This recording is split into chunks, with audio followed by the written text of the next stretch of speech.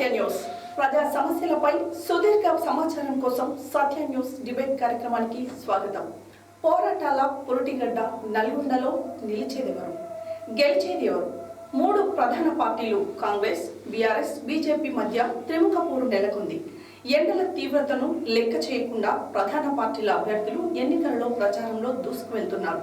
ఈ నేపథ్యంలో పార్లమెంట్ ఎన్నికల్లో ఈ మూడు పార్టీల బలాలు, బలహీనతలు ఏమిటి, ఏ కారణాలతో ఆయా పార్టీలు టికెట్ ఇచ్చి బరిలో దించాయి, ప్రచారం ఎలా ఉంది అనే విషయాలను ఆ పార్టీ నాయకులు, కాంగ్రెస్ పార్టీ అధికార ప్రతినిధి పాశం నరేష్ రెడ్డి గారు మరియు బీఆర్ఎస్ జిల్లా నాయకులు రావుల శ్రీనివాస్ రెడ్డి గారు, బీజేపీ రాష్ట్ర చేనేత కో-కన్వీనర్ మిర్యాల వెంకటేశం గారితో నేటి సత్య న్యూస్ డిబేట్ కార్యక్రమంలో అడిగి తెలుసుకుందాం. నమస్తే sir, welcome to Satya news. So sir, ఎండల తీవ్రత అధికంగా ఉన్న నేపథ్యంలో ప్రచారం ఎక్కడ కూడా ఆపకుండా చేస్తున్నారు. సో ప్రచారం ఎలా కొనసాగుతుంది? భారతీయ జనతా పార్టీ ముఖ్యంగా ఒక క్రమశిక్షణతో కూడిన పార్టీ కాబట్టి ఎండను ఏమాత్రం లెక్క చేయకుండా భారతీయ జనతా పార్టీ కార్యకర్తలు ప్రతి వీధిలో ప్రతి కుటుంబాన్ని కలుస్తూ ప్రచారాన్ని ఉధృతంగా చేస్తూ ఉన్నారు. వారు ఈ ఎండని లెక్క చేయకపోవడానికి కారణం ఈరోజు మోడీని గెలిపించాలి, మోడీకి 400 స్థానాలు ఇవ్వాలనే ఒక సంకల్పంతో, ఒక దృఢమైన సంకల్పంతో ప్రతి వ్యక్తి ఒక సైనికునిగా ఈరోజు ఎండలను సైతం లెక్క చేయకుండా వాళ్ళు ముందుకెళ్తా ఉన్నారు. అయినప్పటికీ భారతీయ జనతా పార్టీ ప్రతి ఒక్క బీజేపీ కార్యకర్తకు, ప్రతి ఒక్క వ్యక్తికి పదే పదే సూచనలు చేస్తూ ఉంది. మరి తెలంగాణలో మరి 40-46 డిగ్రీల ఉష్ణోగ్రత దాటి పైకి వస్తుంది కాబట్టి ప్రత్యేక సూచనలు మా రాష్ట్ర నాయకత్వం, జాతీయ నాయకత్వం పదే పదే సూచనలు చేస్తూ ఉంది. ఉదయం సమయంలో మరి సాయంత్రం ఎండ తీవ్రత పూర్తిగా తగ్గిన సమయంలోనే ప్రచారం నిర్వహిస్తూ ఉన్నారు. ప్రతి గడపకు వెళ్తూ ఉన్నారు. నరేంద్ర మోడీ చేసిన ఒక కార్యక్రమాలను మరొకసారి గుర్తు చేస్తూ ఉన్నారు. సో నేటి డిబేట్ కార్యక్రమంలో బీఆర్ఎస్ పార్టీ నుంచి రావుల శ్రీనివాస్ రెడ్డి గారు ఉన్నారు. నమస్తే sir, welcome to Satya news. So ఇంత ఎండలు తీవ్రంగా ఉన్నా కానీ ప్రచారం ఎక్కడ కూడా ఆపట్లేదు. సో ప్రచారంలో మీరు వెళ్తున్న టైంలో ప్రజల నుండి ఎలాంటి స్పందన ఉంది? ఈరోజు భారత రాష్ట్ర సమితి ఏ గడపకి వెళ్ళినా, తండకి వెళ్ళినా, ఏ గ్రామానికి వెళ్ళినా ఈరోజు బ్రహ్మరథం పడుతూ ఉన్నారు. కేసీఆర్ గారే ఈ రాష్ట్రానికి శ్రీరామ రక్ష. కేసీఆర్ గారి వల్లనే ఈ రాష్ట్రం బాగుపడ్డది, ఎంతో బాగుపడ్డదంటే కేసీఆర్ గారి వల్లనే బాగుపడ్డదని చెప్పేసి ఏ గడపకి వెళ్ళినా వాళ్ళు స్వాగతంగా ఆహ్వానించి తర్వాత మేము కారు గుర్తుకే వస్తే ఓటేస్తాం, కాంగ్రెస్కి ఏమని చెప్పేసి గంటపదంగా చెప్తా ఉన్నారు. ఎందుకంటే ఈరోజు చూసారు 10 ఏళ్ల పరిపాలనలో కేసీఆర్ గారు అమోఘంగా ఏ దేశంలోనే సంక్షేమ పథకాలు ప్రవేశపెట్టిన సంక్షేమ పథకాలు తెలంగాణ రాష్ట్రంలో ప్రవేశపెట్టారు కాబట్టి అటువంటి సంక్షేమ పథకాలు ఇంకా కొనసాగాలంటే కేసీఆర్ గారు ఉంటేనే బాగుంటుందని చెప్పేసి అనుకున్నారు. ఏదో పొరపాటు వల్ల కొద్దిగా 1.8 వల్ల మేము నష్టపోయడం జరిగింది. అయినా ఈరోజు ప్రజలు ఎక్కడికి పోయినా బ్రహ్మరథం పడుతూ ఉన్నారు. మొన్న మిర్యాల కూడా కేసీఆర్ గారు వచ్చారు.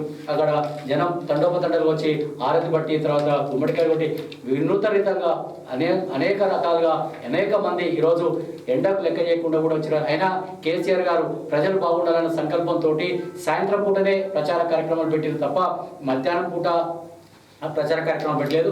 ఉదయం 6 గంటల నుంచి ప్రారంభించుకొని 10 గంటల వరకే ప్రచారం క్లోజ్ చేసుకోవాలి. తర్వాత సాయంత్రం 6 గంటల నుంచి 9 గంటల దాకా ప్రచారం చేసుకోవాలనేటువంటి సంకల్పంతో ప్రజల ఆరోగ్యాలు బాగుండాలి, కార్యకర్త ఆరోగ్యాలు బాగుండాలి, అందరూ బాగుండాలి, అందరూ బాగుంటేనే ఈ రాష్ట్రం బాగుంటుందనే ఒక సంకల్పంతో కేసీఆర్ గారి సూచనల మేరకు మేము ఈ కార్యక్రమాన్ని కొనసాగిస్తా ఉన్నాం. ఏ గడపకి వెళ్ళినా ఈరోజు సంపూర్ణంగా అందరూ కూడా మేము బీఆర్ఎస్కే ఓటేస్తామని, కారు గుర్తుకే ఓటేస్తాం, కారు గుర్తు ద్వారానే ఈ రాష్ట్రం అభివృద్ధి చెందింది. ఎందుకంటే చెప్తున్నా ఈరోజు రైతులు సంతోషంగా ఉండే బీఆర్ఎస్ పరిపాలనలో, కాంగ్రెస్ పరిపాలనలో రైతులు సంతోషంగా లేరు, మహిళలు సంతోషంగా లేరు. 2200 అని చెప్పేసి ప్రతి ఒక్క మహిళ అడుగుతూ ఉంది. తర్వాత ఒంటరి మహిళ పింఛన్ పెంచుతాడు, ఇంతవరకు పింఛన్ పెంచలే. తర్వాత తులం బంగారం ఇస్తున్నాడు, తులం బంగారం ఇవ్వలే. తర్వాత ఎక్కడికి పోయినా ఈరోజు జూటా పార్టీ, కాంగ్రెస్ పార్టీ అని చెప్పేసి ప్రజలు చెప్తా ఉన్నారు. తర్వాత కాంగ్రెస్ ఓటేస్తే గంగలేసినట్టే, బూడిదలేసినట్టే, కాబట్టి బీఆర్ఎస్కే ఓటేస్తామని చెప్పేసి కారు గుర్తుకే ఓటేస్తారు. ఇంకోటి భారతీయ జనతా పార్టీ తక్కువేం చేయలే ఈ రాష్ట్రంలో, తర్వాత ఈ దేశంలో ఒక్క పైసా అంటే ఒక్క పైసా ఇవ్వలే. కేవలం మాటలతోటి తర్వాత గాడి చేసిన తప్ప నరేంద్ర మోడీ గారు. తర్వాత ప్రతి ఒక్కరికి కూడా చందన్ అకౌంట్లో 15 లక్షలు ఇస్తున్నాడు. ఎవరి అకౌంట్లో వేసినా ఎక్కడ కూడా లేదు. అంటే ఇది ఏంటంటే కేవలం మాటలతోటి గాడితోటి 2 పార్టీలు, నేషనల్ పార్టీలు ఒక అద్భుత కల్పన చేసి చేస్తున్నాయి తప్ప ఇలాంటిది లేదు. సో ఓకేనండి, మన డిబేట్ కార్యక్రమంలో ఈరోజు కాంగ్రెస్ పార్టీ అధికార ప్రతినిధి పాషం నరేష్ రెడ్డి గారు ఉన్నారు. నమస్తే sir, welcome to Satya news. ప్రేక్షకులకు నమస్కారం. సార్, ఈ ఎండల తీవ్రతను తట్టుకొని ప్రచారం ఎలా కొనసాగిస్తున్నారు? ప్రతి దఫా కూడా 2009 నుండి వేసవి కాలంలోనే ఎన్నికలు వస్తున్నాయి. ఈసారి కొద్దిగా ఎండల తీవ్రత ఎక్కువగా ఉంది. అందుకే జాగ్రత్తగా ఉదయం పూట 3 గంటలు, సాయంత్రం పూట 2 గంటల చొప్పున డోర్ టు డోర్ కార్యక్రమాలు నిర్వహిస్తున్నారు. ఎండల తీవ్రత కంటే కూడా ఇప్పుడు భారతదేశం ఒక సంక్షోభంలో చిక్కుకుంది. భారతదేశ ప్రజాస్వామ్యానికి, రాజ్యాంగానికి ప్రమాదం ఏర్పడింది. ఇటువంటి సమయంలో కాంగ్రెస్ పార్టీ కార్యకర్తలు కానీ సైనికులు ఈ ఎండలకు భయపడరు. దేశంలో నరేంద్ర మోడీ ప్రభుత్వాన్ని దించడానికి ఇది ఒక లెక్క కాదని నేను భావిస్తున్నాను. సో పార్లమెంట్ ఎన్నికల్లో సైదిరెడ్డి గారి ప్రచారం ఎలా ఉంది? ఈరోజు పార్లమెంట్ ఎన్నికల్లో మరి సైదిరెడ్డి గారి ప్రచారం అందరికంటే ముందు భాగాన, అగ్రభాగాన సైదిరెడ్డి గారి ప్రచారం జరుగుతూ ఉంది. ఒక పార్లమెంట్ అభ్యర్థి గతంలో ఎన్నడూ లేని విధంగా ఇవాళ సైదిరెడ్డి గారు 7 అసెంబ్లీ స్థానాల్లో ప్రతి మండల కేంద్రంలో కార్నర్ మీటింగ్లు చేశారు. ప్రతి విలేజ్ని కూడా ప్రతి విలేజ్కి వెళ్ళే ప్రయత్నం చేస్తూ ఉన్నారు. వారు ఎలక్షన్ ఎప్పుడైతే అభ్యర్థిగా ప్రకటించిన దగ్గర నుంచి ఈ రోజు వరకు కూడా ఒక్క క్షణం, 1 గంట కూడా విశ్రాంతి లేకుండా ప్రజలకు అందరికీ కలిసి ఈ నరేంద్ర మోడీ గారు చేసినటువంటి సంక్షేమ పథకాన్ని ప్రతి ఒక్కరికి తెలియజేసి రాబోయే పార్లమెంట్ ఎన్నికల్లో నల్లగొండ పార్లమెంటు స్థానం గెలవాల్సిన ఆవశ్యకతను అందరికీ అర్థమయ్యే విధంగా ప్రతి ఒక్క వ్యక్తిని కలిసే ప్రయత్నం చేస్తూ ఉన్నారు. వారితో పాటు నల్గొండ పార్లమెంట్లో ఉన్నటువంటి అందరి నాయకులు కూడా ఆయనకు అవతల బీఆర్ఎస్ నుండి వచ్చినప్పటికీ సమిష్టిగా ఆయన నాయకత్వాన్ని సమర్థిస్తూ ఆయన అడుగు వేస్తూ ఉధృతంగా ప్రచారం నిర్వహిస్తూ ఉన్నారు. ఇది తొలిసారిగా దేశవ్యాప్తంగా జరుగుతున్నటువంటి ఒక జాతీయవాదం మీద జరుగుతున్న ఎన్నికలుగా ఈ దేశవ్యాప్తంగా ఒక పార్లమెంట్ పరిమితి కాకుండా 400 సీట్లకు జరుగుతున్న ఎన్నికలుగా ప్రజలు భావిస్తూ ఉన్నారు. ఆ రకమైనటువంటి ప్రచారాన్ని సైదిరెడ్డి గారు ప్రజల వద్దకు చేరుస్తూ ఉన్నారని నేను భావిస్తూ ఉన్నాను. సో శ్రీనివాస్ రెడ్డి గారు, కుటుంబ పాలనకు అంతం ఉండాలని చెప్పేసి అన్న కాంగ్రెస్ నాయకులు ఇప్పుడు జానారెడ్డి గారి తనయుడు సాగర్ నియోజకవర్గం నుంచి జయవీర్ రెడ్డి గారు ఎమ్మెల్యేగా గెలవడం జరిగింది. మళ్ళీ ఇప్పుడు వారి సోదరుడు రఘువీర్ రెడ్డిని నల్గొండ నియోజకవర్గంలో పార్లమెంట్ ఎన్నికల్లో దింపారు. సో ఏంటి దీనికి గల కారణాలు? ఇప్పుడు కాంగ్రెస్ పార్టీ అంటేనే కుటుంబ పార్టీ. కాంగ్రెస్ పార్టీ అంటేనే కుటుంబ కళాలతోటి, కుటుంబంతో కొట్టుకుంటూ రాలే కలిసిపోతుంది. మనం చూస్తున్నాం. ఆ నుంచి రాజీవ్ గాంధీ, ఇందిరాగాంధీ, సోనియా గాంధీ, రాహుల్ గాంధీ, ప్రియాంక గాంధీ వాళ్ళే కదా. వాళ్ళు ఇంట్లో ఒక 2 చేస్తారు. తర్వాత ఆ నుంచి పరంపర కొనసాగుతూ ఉంది. ఇప్పుడు నల్గొండలో తక్కువే ఉంది. ఉత్తమ్ కుమార్ రెడ్డి, ఉత్తమ్ పద్మావతి గారు, తర్వాత కోమటిరెడ్డి వెంకరెడ్డి, కోమటిరెడ్డి రాజగోపాల్ రెడ్డి, తర్వాత ఇటు కొందూరు రఘువీర్ రెడ్డి, కొందూరు జయవీర్ రెడ్డి, తర్వాత అటు పోతే అక్కడ మన మైనంపల్లి హనుమంతరావు, మైనంపల్లి రోహిత్. అంటే ఇదంతా కూడా కాంగ్రెస్ పార్టీ అంటేనే కుటుంబాల పార్టీ. తర్వాత కుటుంబంతో నడిచేటువంటి పార్టీ కాంగ్రెస్ పార్టీ. వాళ్ళు దొంగలు ఇంకోళ్ళు దొంగలు అంటే ఒకటే మేడం ఏమిటంటే రాష్ట్రంలో ఈరోజు 5 నెలల కాలంలో కాంగ్రెస్ పార్టీ పూర్తిగా ఘోరంగా వైఫల్యించింది. ఏదైతే 6 గ్యారెంటీ హామీలు ఇచ్చి తర్వాత ఒక్కటి కూడా నెరవేర్చలేదు. ఒకటి ఏది ఉచిత బస్సు ఇచ్చి ఆడడం కొనుక్కోని చెప్పేసి తప్ప ఈరోజు ఏ ఒక్క హామీని కూడా నెరవేర్చిన పాపన కాంగ్రెస్ పార్టీ కూడా. ఇంకొకటి, ఈరోజు జానారెడ్డి గారు 17 సంవత్సరాలు మినిస్టర్గా ఉన్నారు. నల్గొండకి ఏం పార్టీ పని చేసిండో ఒకసారి అడగండి. ఏ పని కూడా చేయలేదు. ఏదన్నా చెప్పుకోదగ్గ పని చేసిందంటే ఒక్కటి కూడా లేదు. అయినా ఈరోజు మళ్ళీ వాళ్ళే కుటుంబం మళ్ళీ పార్లమెంట్ వస్తుంది. ఆయన ఎప్పుడు కూడా ఇక్కడ కనిపించిన పాపం లేదు. ఉత్తమ్ కుమార్ రెడ్డి ఎంపీగా గెలిచి ఏనాడన్నా నల్గొండలో తిరిగిండా? ఏనాడన్నా మన మొత్తం నియోజకవర్గం చుట్టిండా? ఎక్కడ కూడా తిరగలే. ఏమైనా హైదరాబాద్ తర్వాత హుజూర్నగర్ తప్ప ఎక్కడ కూడా వచ్చేవాడు. ఈయన కూడా అంతే. ఈయన గెలిచి కూడా మళ్ళీ ఏం చేసేది లేదు. కాబట్టి ఒకటే ప్రజలందరూ కూడా ఏమనుకుంటారు, వీళ్ళు వచ్చే నాయకులు కాదు, ఓడిపోయే నాయకులు కాబట్టి మేము బీఆర్ఎస్కే ఓటేస్తాం, కారు గుర్తుకే ఓటేస్తాం అని చెప్పేసి ప్రజలు చెప్తా ఉన్నారు. సో టీఆర్ఎస్ రావుల శ్రీనివాస్ రెడ్డి గారి వ్యాఖ్యలకు మీరేమంటారు? అసలు ఆయన ఏమంటున్నారంటే ఒక్కటే అమలు చేశారు, ఆ పథకాలలో ఏవి చేయలేదంటున్నారు. ఇది ఎంతవరకు నిజమంటారు? వారు కాంగ్రెస్ పార్టీ గురించి చెప్పారు. నేను ఆ వ్యాఖ్యలతో ఏకీభవిస్తున్నా. ఈ రాష్ట్రంలో మరి టీఆర్ఎస్ పార్టీ వైఫల్యం చెందింది కాబట్టే మరి కాంగ్రెస్ పార్టీ అధికారంలోకి వచ్చింది. వారు చెప్పింది నిజం. కాంగ్రెస్ పార్టీ ఒక ఏక వ్యక్తి పరిపాలనతోటి, కుటుంబ పరిపాలనతోటి ప్రజలు విసుగు చెందారు. 60 సంవత్సరాలుగా కాంగ్రెస్ పార్టీ ఈ దేశాన్ని పరిపాలించినప్పటికీ పేదరికం పేదరికం అక్కడనే ఉండిపోయింది.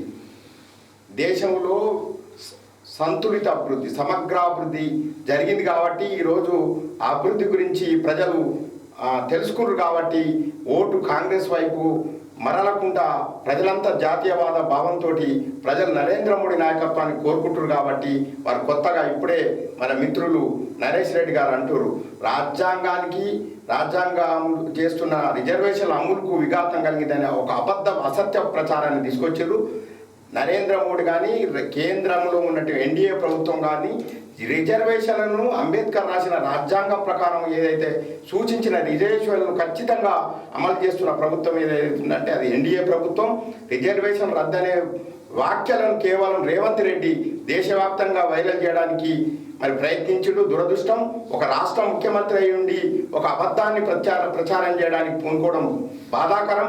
ఈ రాజ్యాంగానికి తూట్లు పొడిచింది ఎవరంటే కాంగ్రెస్ ప్రభుత్వం. 69 సవరణలు ఒకటేసారి చేసిన ఘనత ఇందిరాగాంధీకి. అంబేద్కర్ రాసిన రాజ్యాంగాన్ని మరి ఈనాడు అమలు చేస్తున్నానికి మళ్ళీ పుట్టిన నాయకుడు ఎవరంటే అది నరేంద్ర మోడీ మాత్రమే. మేము కాంగ్రెస్ ప్రభుత్వం చేసినటువంటి ఏ ఆచరణ కానీ అమలు ఈ రాష్ట్రంలో సాధ్యం కావనేది వాళ్ళకు కూడా తెలిసిపోయింది, జనానికి కూడా తెలిసిపోయింది. తప్పకుండా నరేంద్ర మోడీ ప్రతి వ్యక్తికి, ప్రతి ఇంటికి, ప్రతి వర్గానికి, ప్రతి సామాజిక వర్గానికి పని కల్పించే అనేక పథకాలను ఈ రాష్ట్రంలో ప్రవేశపెట్టినప్పటికీ మరి ఇవాళ గతంలో ఉన్న టీఆర్ఎస్ ప్రభుత్వం కానీ ఇప్పుడున్న కాంగ్రెస్ ప్రభుత్వం కానీ ఆ ఫలాలు అందకుండా అడ్డుకుంటా ఉన్నారు. అది ప్రజలు గమనిస్తూ ఉన్నారు. రేపు నరేంద్ర మోడీకి 400 స్థానాల ఇచ్చి ఈ తెలంగాణలో కూడా మరి గతంలో కూడా ఒక ఎంపీ సీట్లలో మనకు మెజార్టీ లేకున్నప్పటికీ ఇవాళ మీ ఇంతకుముందు శ్రీనివాస్ రెడ్డి గారు ఆరోపణ చేశారు. ఈ రాష్ట్రంలో తెలంగాణకు 10 లక్షల కోట్ల రూపాయలు ఇచ్చారు. ఏ మాత్రం మరి వారు అధికారంలో ఉన్న బీజేపీ అధికారంలో ఉన్న రాష్ట్రాలకు తగ్గకుండా తెలంగాణకి ఇలా 10 లక్షల కోట్ల రూపాయలు ఇచ్చిర్రు. దానికి సంబంధించిన వివరం అనేక వేదికల ముందు కూడా మేము చెప్పడానికి సిద్ధంగా ఉన్నాం, చర్చకు కూడా సిద్ధంగా ఉందని మీ ద్వారా తెలియజేస్తా ఉన్నాం.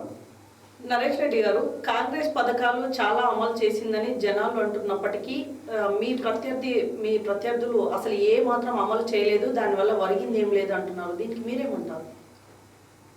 రాజకీయ ప్రత్యర్థులు సహజంగా చేసేటువంటి విమర్శ అది.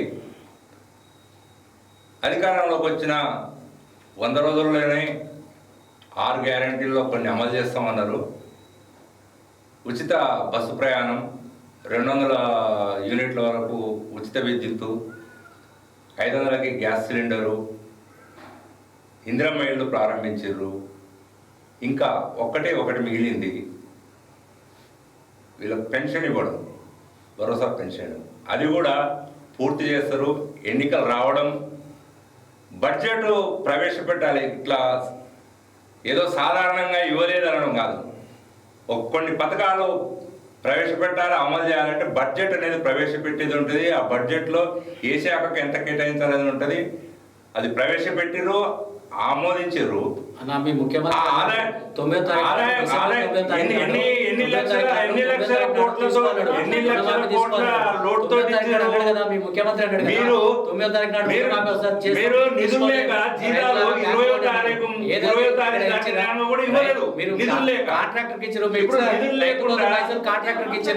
కాంట్రాక్టర్ ఇచ్చారు శ్రీనివాస్ రెడ్డికి. ఇప్పుడు ఆంధ్రప్రదేశ్ తెలంగాణ రాష్ట్రంలో ఆంధ్రప్రదేశ్ కంటే దరిద్రంగా అయిపోయింది. రాష్ట్ర పరిపాలన అంటే 3 నెలలకోసారి ఎన్ని పనులు వచ్చిన ఆదాయం ఎంత వస్తుంది, ఖర్చు ఎంత పెట్టాలని బడ్జెట్ ప్రవేశపెడతాడు ఆర్థిక మంత్రి. ప్రతి 3 నెలలకోసారి ఎంత ఆదాయం వస్తుంది, దాన్ని బట్టి ఏ శాఖకు ఎంతో కేటాయిస్తుంటారు. నీకు గవర్నమెంట్ ఏర్పడ్డాక వెంటనే ఎలక్షన్లు వచ్చినాయి. మీరే అన్నారు కదా, మీ ముఖ్యమంత్రి ఎక్కడ చేసినాం, 1,00,000 రూపాయలు చేసినాం, బరాబర్ చేసినాం, అందరూ రైతులకు ఎన్ని ఇచ్చినాం. సంవత్సరాలకు? మేము ముఖ్యమంత్రి 2018 ఎన్నికల ముందర కొద్ది రోజుల ముందర 2018లో ఇచ్చిన వాగ్దానము రైతు భరోసా ఇస్తారు 15,000. కొన్ని రోజుల ముందర నాకు వెంటనే పడ్డది. ఏడబడ్డది? ఎన్ని ఎకరాలకు పడ్డది? 5 ఎకరాల వరకు పడలే. నాకు 2 ఎకరాలు పడలే. ఇప్పుడు రైతు భరోసా పడితే ముక్కు నెల క్రాస్ ఇదే డిబేట్. ముక్కు నెల క్రాస్ రైతు భరోసా ఆగస్టు 15కే రేవంత్ రెడ్డి గారు చెప్పనియండి, మీరు ఎన్ని లక్షల కోట్ల లోటుతోటి అప్పచెప్పిర్రు, అవన్నిటికీ వడ్డీలు కట్టాలా, నెలకంత వడ్డీ కట్టాలి, అవన్నీ చూసి అధికారం రాకపోతే తెలియదా నీకేముంది ఏంటనేది? మీరు 10 సంవత్సరాలు కూడా డబుల్ బెడ్రూమ్ ఇల్లు కట్టలేదు. ఎందుకు కట్టలేదు?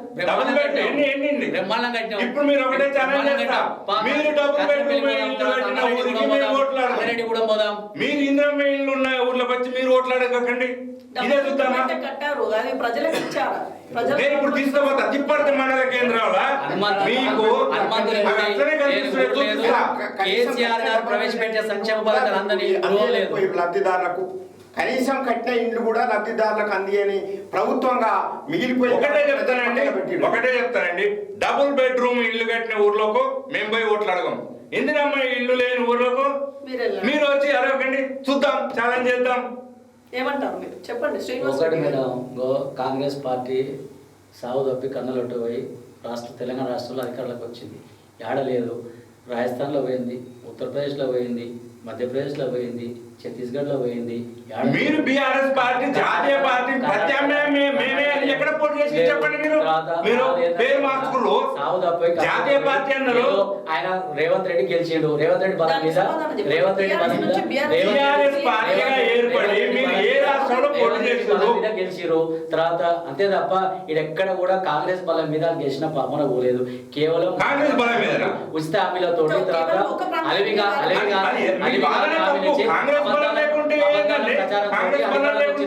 అబద్ధాల ప్రచారంతో ఎక్కడన్నా వాళ్ళు చేసిన 6 గ్యారెంటీలు ఎక్కడన్నా అమలు చేసిరా చెప్పనండి. నరేష్ రెడ్డి గారు మేడం, మీకు అందిందా మేడం? మీకు అందిందా? 25,000 వచ్చిందా? మీకు 25,000 వచ్చిందా? 25,000 రాలేదు. మన పెళ్ళేది తులం బంగారం వచ్చిందా? అవన్నీ చూడాలంటే పెళ్ళైన మేడం వచ్చిందా? తులం బంగారం వచ్చిందా? ప్రారంభించరా?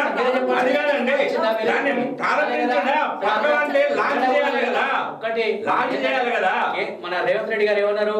రైతులారా మీరందరూ 9వ తారీఖు నాడు అధికారంలోకి వస్తున్నా, మీరు వెంటనే రుణం తీసుకోండి, తర్వాత నేను వచ్చి మాఫీ చేస్తాడు. చాలా మంది పోయి బ్యాంకులో పోయి రుణం తీసుకోరు, ఇంతవరకు మాఫీ లేదు. తర్వాత మళ్ళీ ఇప్పుడు ఏమంటుడు? ప్రతి కనిపించిన దేవుని మీదల్లా ఒట్టేసి ఎల్లమ్మ మీద ఒట్టు, తర్వాత యాదగిరి నరసింహస్వామి మీద ఒట్టు, తర్వాత భద్రాద్రి సీతారామచంద్ర స్వామి మీద ఒట్టు, అన్ని ఒట్టు తింటుండు. తర్వాత ఎక్కడ కూడా ఓట్లు మన చేస్తలేడు.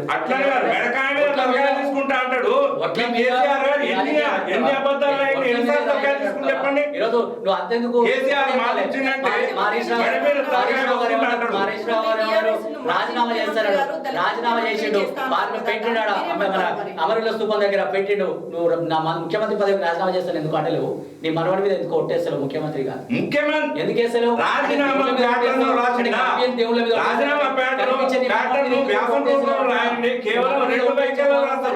రెండు వ్యాఖ్యలలో రాస్తారు రాజీనామా. ఎక్కడైనా నీకు ఒక వ్యాసం రాసినట్టు ఇంత పెద్దగా రాసి ఒక వినతి పత్రం ఇచ్చినట్టు ఇస్తే అక్కడ కాదు, స్పీకర్ ఫార్మాట్ లో రాయాలి. అవసరమైతే నువ్వు చెయ్యి, అవసరమైతే కాదు రాసి పెట్టాలి. అక్కడ ఇచ్చిండు కదా ఆల్రెడీ. మా వెంకటరెడ్డి గారు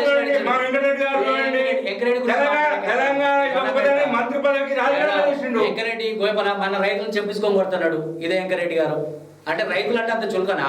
రైతులు అంటే ఓట్లు వేయాలి, రైతులు తర్వాత చెప్పించుకొని ముట్టించుకోవాలన్నా? అంటే తెలంగాణ రాష్ట్రంలో అనేక మంది రైతులు కష్టం చేసి తర్వాత రైతు బంధు పడలేదన్నాడు. ఇప్పుడు నాకు పడలేదు రైతు బంధు అన్న. తర్వాత ఇంకో ఆయన ఉన్నాడు 4 ఎకరాలు ఉన్నాయన్నా నాకు పడలేదు అన్నాడు. ఇంకో ఆయన 5 ఎకరాలు ఉన్నాయన్నా నాకు పడలేదు అన్నాడు. తర్వాత 6 ఎకరాలు ఉన్నాయన్నా నాకు పడలేదు అన్నాడు. రైతు బంధు పడినాడు చెప్పించుకొని కొడతాడు అంటే గిదా ఇప్పుడే నిధులు కేటాయించారు చూపిస్తామంటారా 2000 కోట్లు వేసి తర్వాత చెప్పించుకోవాలి. అట్లా కాదు. మీరు వెంకరెడ్డి గారు అయితే అన్నారు కదా చెప్పించుకొని కొడతారు అనడా లేదా? అసలు మీకు అనడా లేదా?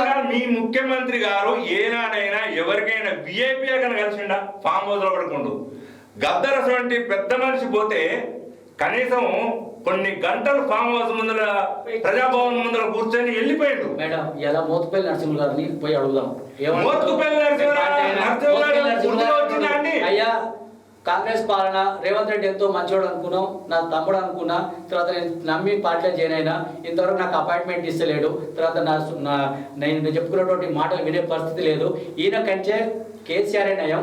కేసీఆర్ గారి పరిపాలన ఆయన మా సామాజిక వర్గానికి అనేక సీట్లు ఇచ్చిండు, తర్వాత గౌరవించిండు, తర్వాత పదవులు ఇచ్చిండు అని చెప్పి మన మోతుపల్లి నరసింహులు గారు అంటారు. నిన్నగాక మొన్న తర్వాత ఆయన దీక్ష ఇప్పుడు 10 సంవత్సరాల కాంగ్రెస్ పాలన టిఆర్ఎస్ పాలనలో బీజేపీ నుంచి ఎలాంటి నిధులు కూడా రాలేదని చెప్పేసి అంటున్నారు. దీనికి మీరేమంటారు? మేము ఇంత ముందుకే చెప్పినాం మీకు, ఈ రాష్ట్రానికి ఇప్పటి వరకు కేంద్రం నుంచి 10 లక్షల కోట్ల రూపాయల స్పష్టంగా మేము వివరించినాం. అనేక సందర్భాల్లో అనేక వేదికల మీద మీడియా ద్వారా ఏ దానికి ఎన్ని లక్షల కోట్లు ఇచ్చిందని 10 లక్షల కోట్ల రూపాయలకు మేము మా రాష్ట్ర అధ్యక్షుడు కిషన్ రెడ్డి గారు, కేంద్ర మంత్రి గారు మొన్ననే కూడా వివరణ ఇచ్చారు. అదేవిధంగా మీరు కాంగ్రెస్ పార్టీ అయినా కూడా, ఇక్కడ ఉన్న టీఆర్ఎస్ పార్టీ అయినా కూడా 60 సంవత్సరాలు పరిపాలించిన కాంగ్రెస్ పార్టీ, మరి 9 సంవత్సరాలు పరిపాలించిన టీఆర్ఎస్ పార్టీ ఆ ఇండ్లు ఇవ్వలేదు కాబట్టి ఇలా దాదాపు లక్షల మందికి ఇండ్లు లేకుండా స్వాతంత్రం వచ్చి అమృతోత్సవం జరుపుకున్నా కూడా ఇలా ఇండ్లు లేని వాళ్ళు చాలా మంది ఉన్నారు. నరేంద్ర మోడీ గారు 4 కోట్ల ఇండ్లు ఉత్తర భారతదేశంలో అనేక మందికి ఇల్లు కల్పించారు. దక్షిణ భారతదేశంలో ఇచ్చిన తెలంగాణ రాష్ట్రానికి ఎన్ని ఇచ్చిండు చెప్పండి.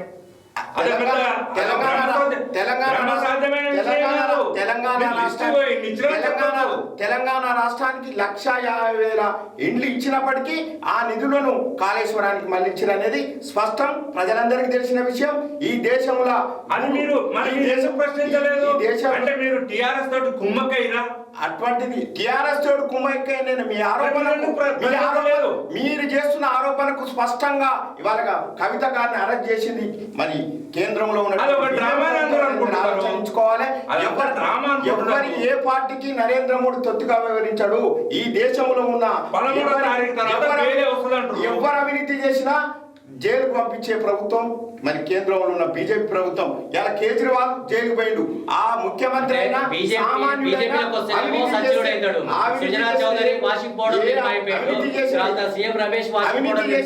అంటే మీ అవినీతి ఎంతైనా చేయొచ్చు. భారతీయ జనతా పార్టీకి వస్తే వాడు సచ్చినుడు అయిపోతాడు, ఆయన మీద ఏ కేసు ఉండవు, ఈడీలు ఉండవు, తర్వాత బోడీలు ఉండవు, కేవలం ప్రతిపక్ష పార్టీల మీదనే ఉంటది తప్ప సీఎం రమేష్ ఏంది అంతకన్నా పెద్ద కేసు కదా, ఆయన మీద ఎందుకు తర్వాత చౌదరి గారి మీద ఎందుకు చేయలేదు, తర్వాత ఎప్పటి కేసు పెట్టి చెప్పంటే భారతీయ జనతా పార్టీకి రాగానే వాషింగ్ పౌడర్ నిర్మా అయిపోయాడు అంటే తెలంగాణ అయిపోయింది. భారతీయ జనతా పార్టీ పవిత్ర భారతీయ జనతా పార్టీకి వస్తే ఏదైనా జరుగుతుంది, అవతల పార్టీలను మాత్రం హింసించిన తర్వాత వాళ్ళ మీద కేసులు పెడతాం, తర్వాత సిబిఐని పంపుతాం, తర్వాత ఈడీ పంపుతాం. ఫస్ట్ మోడీ వస్తుంది, తర్వాత ఈడీ వస్తుంది. అదే ఆరోపణ మీరు ఎలక్షన్ లో అస్సాం ముఖ్యమంత్రి సువేంద్ర చౌదరిని ఆయన కుంభకోణం వేధించారు. బీజేపీలోకి రాగానే ఆయన మీద మీరు చేసే ఆరోపణలని అవాస్తవని దేశ ప్రజలందరూ ముఖ్యమంత్రి స్థాయి బాధ్యులు కావాల్సిందే.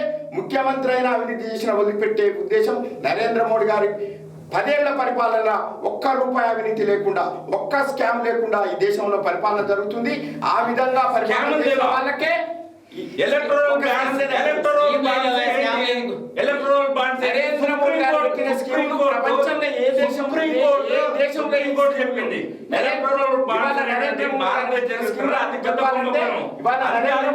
ఇవాళ నరేంద్ర మోడీ చెప్పాలంటే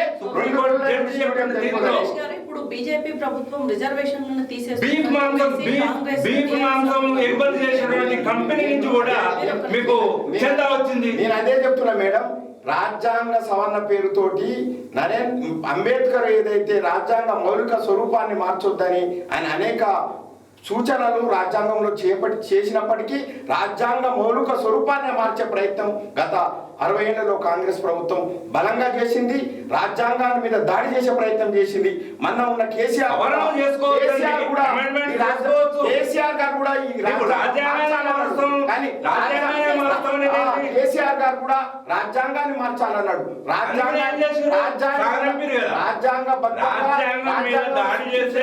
అంబేద్కర్ గారు జరుగుతుందంటే ఇవాళ నరేంద్ర మోడీ గారి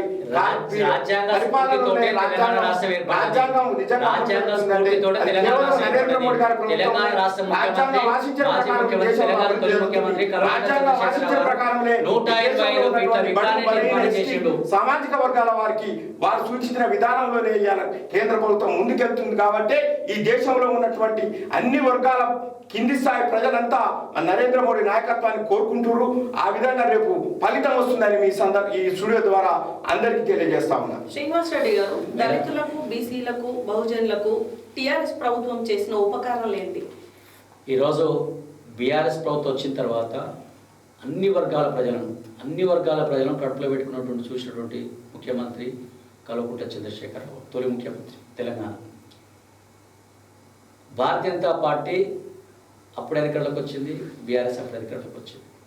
తర్వాత ఈరోజు మనం చూస్తూ ఉన్నాం, నరేంద్ర మోడీ గారు ఈ దేశ ప్రధాని అయిన తర్వాత విపరీతమైనటువంటి ధరలు పెరిగిపోయినాయి. పెట్రోల్ ధర పెరిగింది, డీజిల్ ధర పెరిగింది, గ్యాస్ ధర పెరిగింది.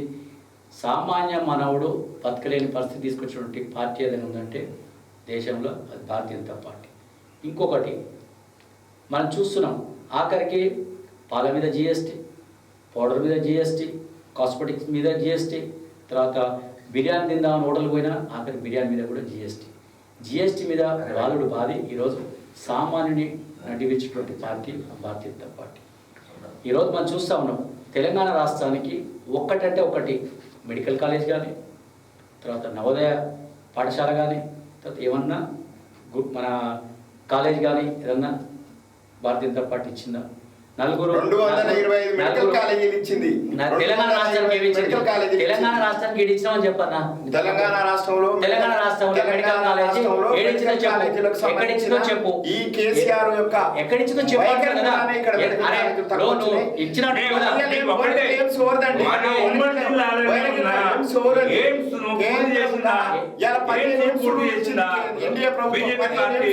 ఎక్కడిచ్చింది? తెలంగాణ రాష్ట్రానికి మెడికల్ కాలేజ్ ఎవరు ఇచ్చిరండి? నల్గొండలో వచ్చిన మెడికల్ కాలేజ్ ఎవరు ఇచ్చారండి? మీరు తెలుసుకోవాలని కేంద్ర ప్రభుత్వం చెప్పు.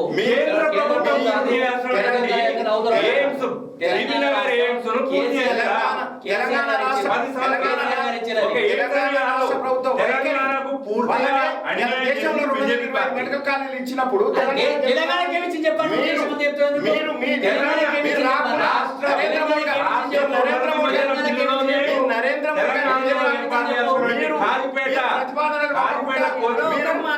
ప్రతిపాదనలు పంపకుండా మీరు కావాలని ఇక్కడ దేశంలో సమగ్రాభివృద్ధిని నరేంద్ర మోడీ కోరుకుంటుండు. ఇలా దేశంలో 225 మెడికల్ కాలేజీలు ఇచ్చిండు. ఏది తెలియకుండా చేయాలంటే చెయ్యి. కానీ నేను ఏమంటే ఒకటే వెంకన్న గారు ఒక్క విషయం వినాలి. మీరే ఒకటే చెప్తున్నాను, తెలంగాణ అబద్ధమా? 225 మెడికల్ కాలేజ్ ఇచ్చింది అబద్ధమా? నువ్వు దేశంలో తెలంగాణ రాష్ట్రానికి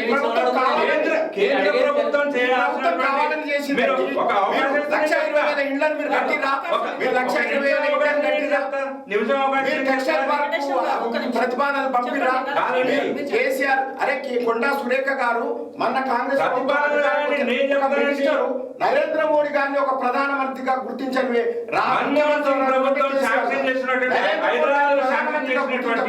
ఐటీఐఆర్ ను మీరు తరలించుకుపోయిరా లేదా? ఐటీఐఆర్ ను గుజరాత్ చెప్పండి. మన్మోహన్ సింగ్ చేసింది, సెంట్రల్ గవర్నమెంట్ చేసింది, తరలించుకుపోయిరా లేదా? నేను ఒక్క నిమిషం ఇవ్వండి అవకాశం. నాకు రాష్ట్ర పునర్విభజన బిల్లులో కాజీపేటలో రైల్వే కోచ్ ఫ్యాక్టరీ నిర్మించాలి కేంద్ర ప్రభుత్వం ఇచ్చింది హామీ. బయ్యారంలో ఉక్కు కర్మాగారం, బీబీనగర్లో ఎయిమ్స్ పూర్తి చేయాలి. ఇవి పూర్తి చేయకపోగా హైదరాబాద్లో మన్మోహన్ సింగ్ గారు శాంక్షన్ చేసినటువంటి ITIR ను ఎక్కడికి తరలించారు? భువనగిరిలో ఎయిమ్స్ కంప్లీట్ అయింది. ఎక్కడైనా వైద్య సేవలు అంతనే ఉన్నాయి ప్రజలకు. అట్లా కాదు, అధికారికంగా మీరు అదేమన్నా ప్రారంభించినా రామగుండం ఎరువుల ఫ్యాక్టరీ ఏమైనా వందే భారత్ క్రెడిట్ 100 ప్రారంభిస్తారు. ఎవరైనా ఒకటే దాన్ని 100 సార్లు ప్రారంభించినటువంటి ప్రధాని ఒక 200 నరేంద్ర మోడీ అండి. ప్రతి ఒక్కటి ప్రారంభిస్తారు. అబద్ధాన్ని ప్రచారం చేయడానికి చూస్తా ఉన్నారు. 200 వందే భారత్ ప్రారంభించారు. అయోధ్య రామ మందిరాన్ని తీసుకొచ్చిన ఘనత ఎవరిదంటారు? మేడం ఏంటండి? అయోధ్య రామ మందిరం అది ఒక్కడి ఘనత ఏం కాదు అది. అయోధ్య రామ మందిరం అనేది అందరిది. అయోధ్య అనేది అందరి దేవుడు, రాముడు అందరి వాడు. భారతీయ జనతా పార్టీ నరేంద్ర మోడీ గారు దేశ ప్రధానిగా ఉండి ఓన్ చేసుకోవచ్చు కానీ ఈ యొక్క అయోధ్య అనేది అందరిది. తర్వాత ప్రతి ఒక్కరు కూడా డబ్బులు ఇచ్చి ఇప్పుడు అద్దెకి దయాకర్ గారు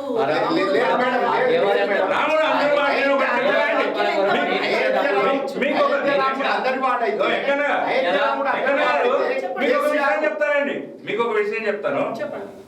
కొన్ని వందల సంవత్సరాల నుంచి వివాదం నడుస్తుంది రామ జన్మభూమిలో పూజలకు అనుమతి ఇచ్చింది ఎవరు చెప్పండి?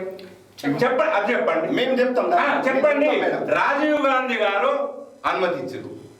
అప్పటి వరకు అక్కడ నిషేధం ఉండే, పూజలకు అనుమతి ఇచ్చారు. దాని తర్వాత దాన్ని ఉద్రిక్తత చెడగొట్టాలని అక్కడ అదే స్థానంలో కావాలి, అదే ప్లేస్ లో కావాలని ఇంత మారణం చేసి ఇప్పుడు మసీదు మందిర్ ఎక్కడ కట్టారు చెప్పండి? 3 కిలోమీటర్ల దూరంలో కట్టారు. మీరు సాధించింది ఏంటిది? ఇంతమంది మరణాలు, ఇంతమందికి సంక్షోభం పెట్టారు. మీరు చేసిన మరణాలు, మీరు సృష్టించిన మరణం అది. అయోధ్య పేరు మీద 520 సంవత్సరాలు ఈ దేశ ఆరాధ్య దైవం, ఈ దేశ పరిపాలకులకు రామరాజ్యం ఆదర్శంగా తీసుకునే ఈ దేశంలో 520 సంవత్సరాలు ఒక హిందువులకు ఆరాధ్యమైన దేవుణ్ణి టెంటుకు దించిన ప్రభుత్వం కాంగ్రెస్ ప్రభుత్వం. అయోధ్య పేరు మీద అనేక సందర్భాల్లో మరి ఆ భక్తుల మీద విచక్షణ రహితంగా కాల్పులు జరిపి కొన్ని లక్షల మరణానికి కారణమైంది కాంగ్రెస్ ప్రభుత్వం. రాముడు ఇప్పటికీ బీజేపీ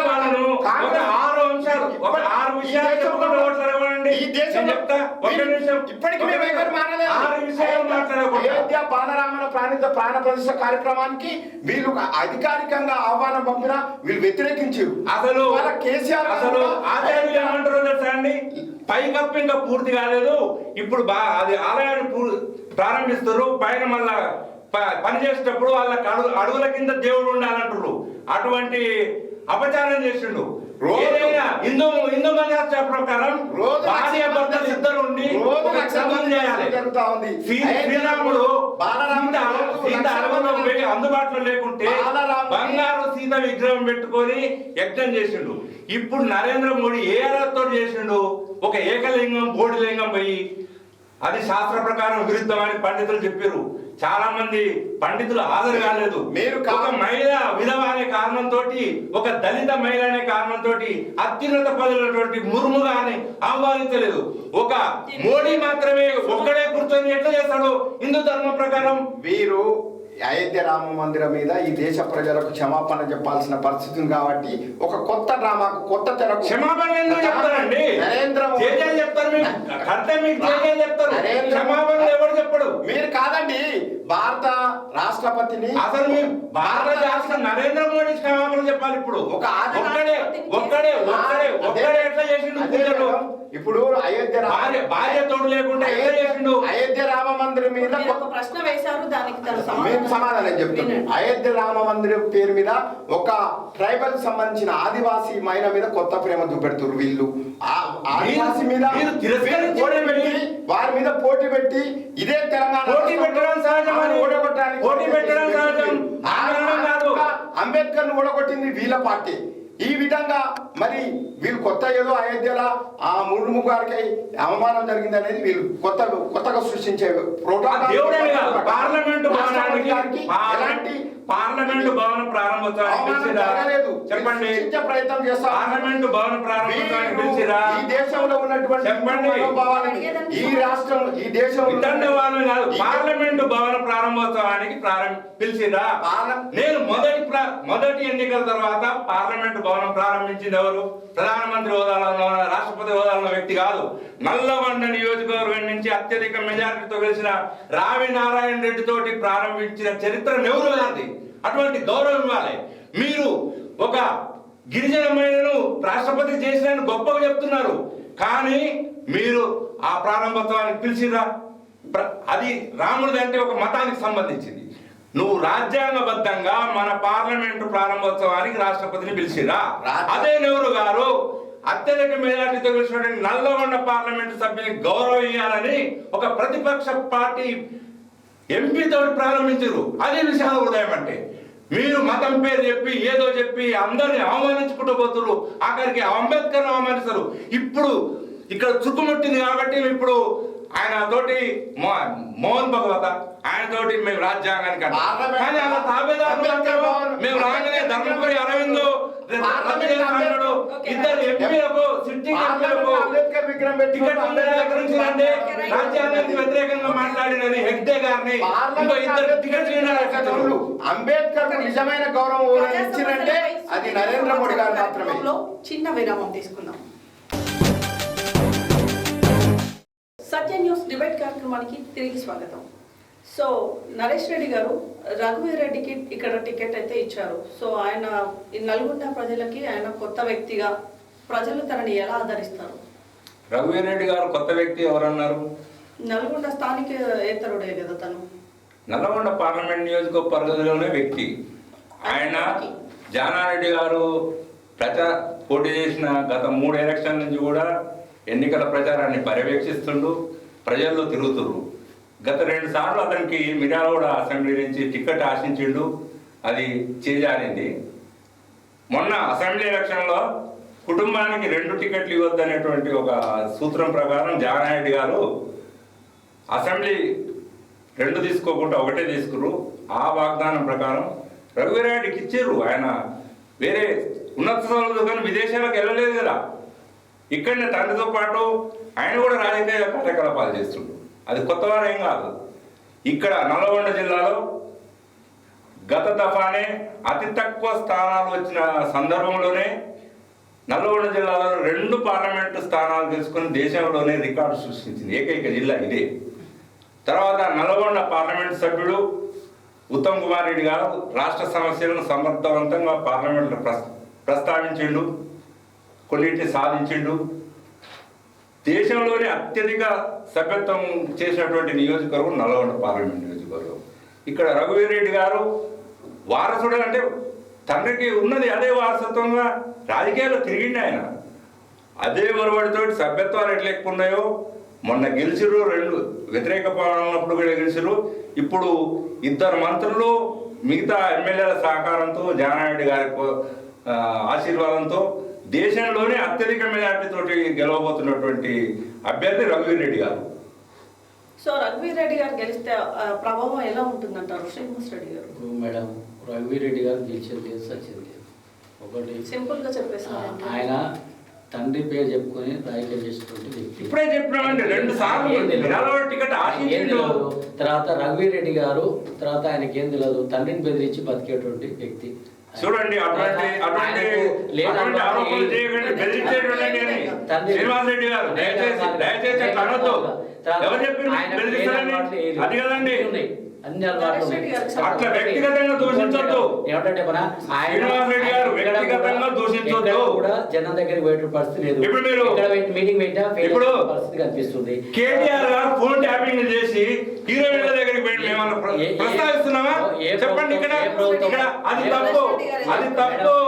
మీరు రఘువీరెడ్డి గారు బెదిరించుండు అనేది తప్పు.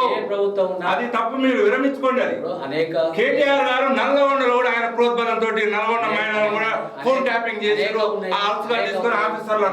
అంతకంటే దుర్మార్గం, అంతకంటే నీచం, ఒక ప్రైవసీ, వ్యక్తిగత ప్రైవసీని కూడా లాగేసుకొని మీరు బ్లాక్ మెయిల్ చేసి డబ్బులు గుంజి భూములు గుంజుకున్న నీచమైన చరిత్ర కేటీఆర్.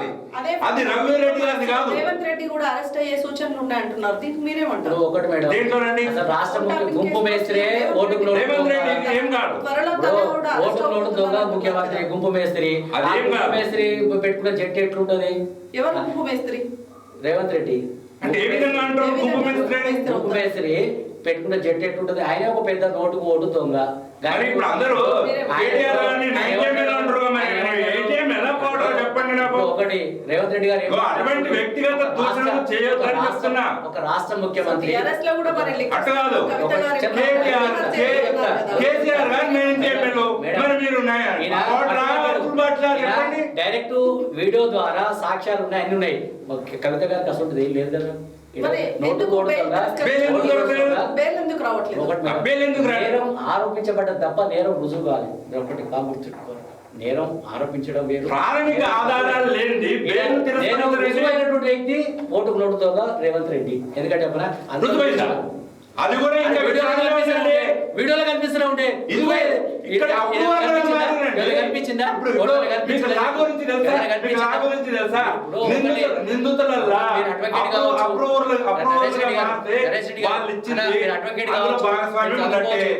ఒకటి మాకు కూడా అవకాశం లేదు. ఎందుకంటే మీరు ఇప్పటిదాకా మాట్లాడారు, మీరు రఘువీరెడ్డి గారిని ఇప్పుడు నేనేమంటున్నా, ఒకటి నేను చెప్తా బాధాప్తా. ఒకటి ఇప్పుడు రేవంత్ రెడ్డి ఒక ఓటుకు నోటు దొంగ, రాష్ట్రాన్ని పరిపాలించే ముఖ్యమంత్రి ఓటుకు నోటు దొంగ, బరాబర్ దొంగ అంటాం. ఎందుకంటే ఈరోజు ఆ దొంగ ఏం చేస్తుంటాడు? ఏమంటుండు? కేసీఆర్ గుడ్ల వీకి గోళీలాడుకుంటా, పేగులు తీసి మెడకేసుకుంటా, ఈ భాష అంతా తెలంగాణ రాజకీయ రంగంలో ఈ భాషను అలవాటు చేసిందే కేసీఆర్. భవిష్యత్ తరాల నాయకులకు ఏం నేర్చుకుంటాడు అంటే బూతులు మాట్లాడు.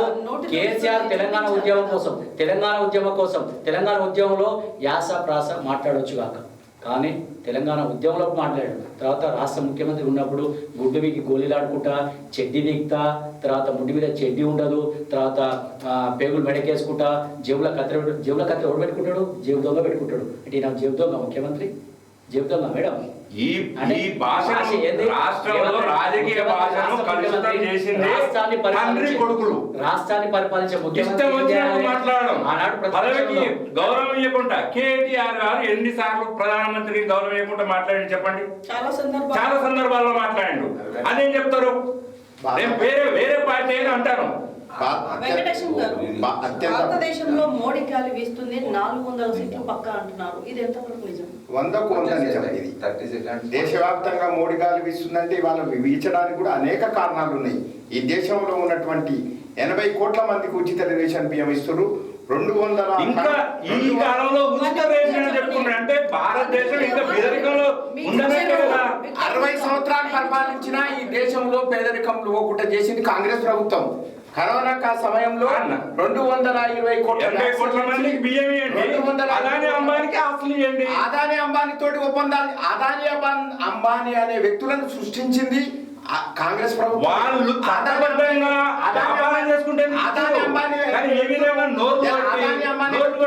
ప్రభుత్వంలో ఉన్న వాళ్ళు కాదు. గతంలో వాళ్ళు పరిపాలన కూడా తీసుకున్న వీళ్ళు రాజ్యసభ సభ్యులు కూడా చేసిన ఘనత వీళ్ళది.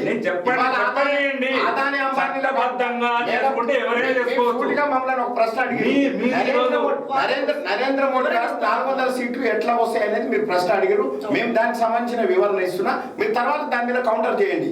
ఈ దేశంలో 220 కోట్ల వ్యాక్సిన్లు ఇచ్చి కరోనా సమయంలో ఈ దేశ ప్రజలను కాపాడి 100 దేశాలకు వ్యాక్సిన్లు మరి 100 దేశాలకు వ్యాక్సిన్ ఎక్స్పోర్ట్ చేసి అక్కడ ప్రజలను కాపాడి తర్వాత ఈ దేశ ప్రజలు అన్నానికి ఆకలికి ఇబ్బంది పడకుండా 3 సంవత్సరాల నుంచి రాబోయే 5 సంవత్సరాల వరకు 80 కోట్ల మందికి ఉచిత రేషన్ అందిస్తున్న ఘనత నరేంద్ర మోడీ గారిది. ప్రపంచంలో ఏ దేశంలో ఇంత పెద్ద ఎత్తున ఉచిత రేషన్ బియ్యం సరఫరా జరగాలి. అదొక్కటే కాదు, కాంగ్రెస్ 60 సంవత్సరాలు పరిపాలించిన కాంగ్రెస్ 6 కోట్ల గ్యాస్ కనెక్షన్లు ఇస్తే ఎన్డీఏ ప్రభుత్వం 10 కోట్ల గ్యాస్ కనెక్షన్లు ఉచితంగా ప్రజలకు అందించిన ఘనత మరి నరేంద్ర మోడీ గారి ప్రభుత్వం. ప్రతి ఇంటికి మరుగుతోటి మహిళా స్వాభిమానంతో సాధికారతతో ఈ దేశంలో గౌరవంగా సమాజంలో గౌరవంగా ఉండాలనే ఉద్దేశంతో 12,000 ఉచితంగా ప్రతి ఇంటికి మరుగుతోటి కల్పించిన ఘనత నరేంద్ర మోడీది. దేశం అమృతోత్సవం జరిపించుకున్నప్పటికీ ఈ దేశంలో 18,000 గ్రామాలకు కరెంటు లేని సందర్భం. ఇవాళ కరెంటు లేని గ్రామాలు లేకుండా నరేంద్ర మోడీ గారు చేశారు. ప్రతి గ్రామంలో సీసీ రోడ్లు, ప్రతి గ్రామంలో ఎల్ఈడి బల్బులు, ప్రతి గ్రామంలో రైతు వేదికలు, ప్రతి గ్రామంలో శ్మశాన వాటికలు, విశాలమైనటువంటి ఈ దేశంలో అనేక అభివృద్ధి కార్యక్రమాలు చేసి ఇవాళ 55,000 కిలోమీటర్లు ఎక్స్ప్రెస్ హైవేలు నిర్మించి దేశాన్ని అభివృద్ధి వైపు తీసుకెళ్తుంది. కాబట్టి ఇలా నరేంద్ర మోడీకి సంబంధించిన ఎన్నికగా ప్రజలు భావిస్తున్నారు. 400 సీట్లు తక్కువ కాకుండా నరేంద్ర మోడీ టార్గెట్ పెట్టింది. ఎందుకంటే మరి ప్రజలు ఆయనను విశ్వసించారు. ప్రజలు ఈ ఒక్క విషయమే కాకుండా ఇలా దేశంలో ప్రపంచంలో అత్యధిక ఆర్థికంగా వేగంగా అభివృద్ధి చెందుతున్న దేశంగా 3వ స్థానానికి అతి త్వరలో వెళ్ళబోతుంది. ఈ దేశంలో మరి ఎయిర్పోర్ట్ కూడా నండి ఇలా నల్గొండ జిల్లా కూడా ఒక ఎయిర్పోర్ట్ వచ్చే పరిస్థితి, రైల్వేస్ ఎయిర్వేస్ అన్ని రకాలుగా ఈ దేశాన్ని అభివృద్ధి చేసిండు. కాబట్టి నరేంద్ర మోడీ 400 సీట్లు సంపాదిస్తాడని మేము ఈ స్టూడియో ద్వారా ఈ నల్గొండ ప్రజానికానికి తెలియజేస్తా ఉన్నాం. సార్ నరేష్ రెడ్డి గారు, రఘువీరెడ్డి నియోజకవర్గ ప్రజలకి కొత్త అంటున్నారు. ఇంకొకటి ఏంటంటే అంత ముఖపరిచయం లేని వ్యక్తి కూడా తనకి సరైన వాగ్దాటి కూడా లేదు అంటున్నారు. సో అలాంటి వాళ్ళు ఈ రోజు నెగ్గుతారంటారా? నెగ్గే పరిస్థితి నల్లగొండ నియోజకవర్గానికి కాని వ్యక్తి అంటే నారాయణ సాగర్ నియోజకవర్గం నల్లగొండ పార్లమెంట్లో అంతర్భాగం. రఘువీరెడ్డి గారి ప్రసంగాలు వీరు కూడా విన్నారా? మాట్లాడాలంటారు. నేను ఇప్పుడు కావాలి లేదు, మంచి వక్త. ఇంకొకటి మన వెంకన్న గారు చెప్పినట్టు నేను చెప్తాను. 80 కోట్ల మందికి ఉచిత రేషన్ ఇస్తున్నాం అన్నాడు. అంటే పరిస్థితి ఏంది? దేశ పరిస్థితి దేనికి అర్థం పడుతుంది? 10 ఏళ్ల పాలనలో కూడా మేము తీసుకెళ్తాం అన్నాడు. అంటే దరిద్రం అనుభవిస్తున్నట్టే కదా. మీరు దరిద్రాన్ని చెప్పనియండి సార్, చెప్పండి. ఇన్ని కోట్ల గ్యాస్ కనెక్షన్లు మేము పెంచామంటారు. ఒక్క సిలిండర్కు 400 ఉండేది, అప్పుడు 1400 ఉండే ఎలక్షన్లు వచ్చినాయని చెప్పి చాలా గమ్మత్తుకు 100 రూపాయలు తగ్గించాడు. ఓట్ల ముందరే తగ్గిస్తాడు. 500 పెట్రోల్ సబ్సిడీ ఇస్తున్నాం గ్యాస్ కి. ఎవరి గ్యాస్ సబ్సిడీ అకౌంట్ లో పడుతుందో చూపించండి నాకు.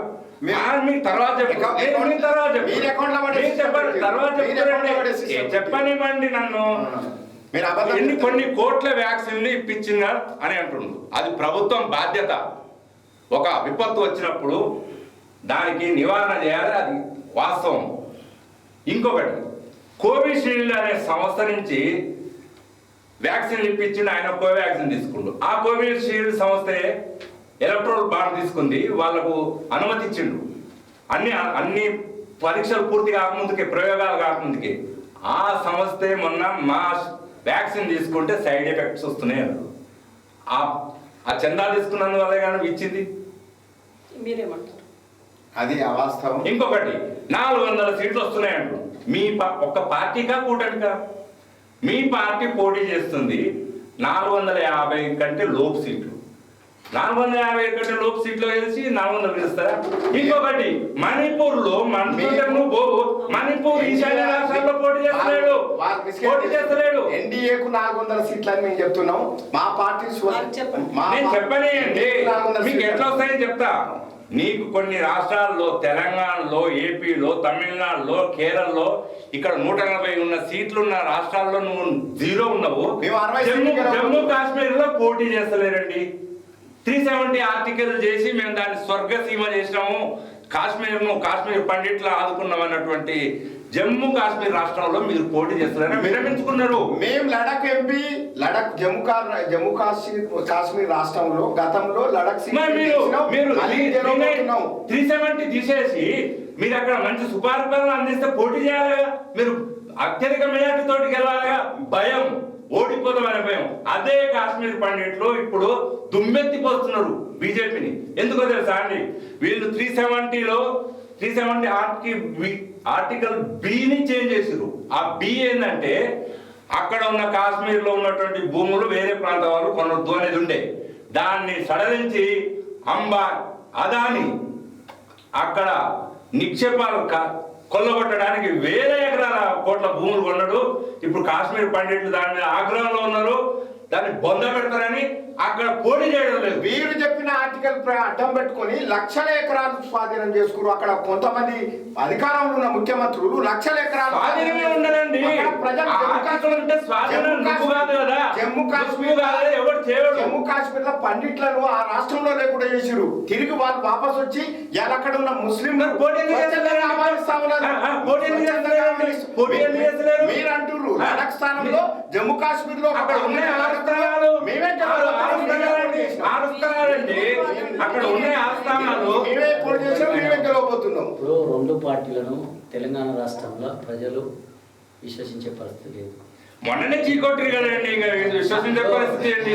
మన చీకొట్టి టికెట్లు ఇస్తే పోతారు. మీకు దిక్కు లేక మా పార్టీకి వచ్చిన వాళ్ళు చేర్చుకోరు. మీరు కాదు దిక్కు లేక కాదు, కాంగ్రెస్ పార్టీ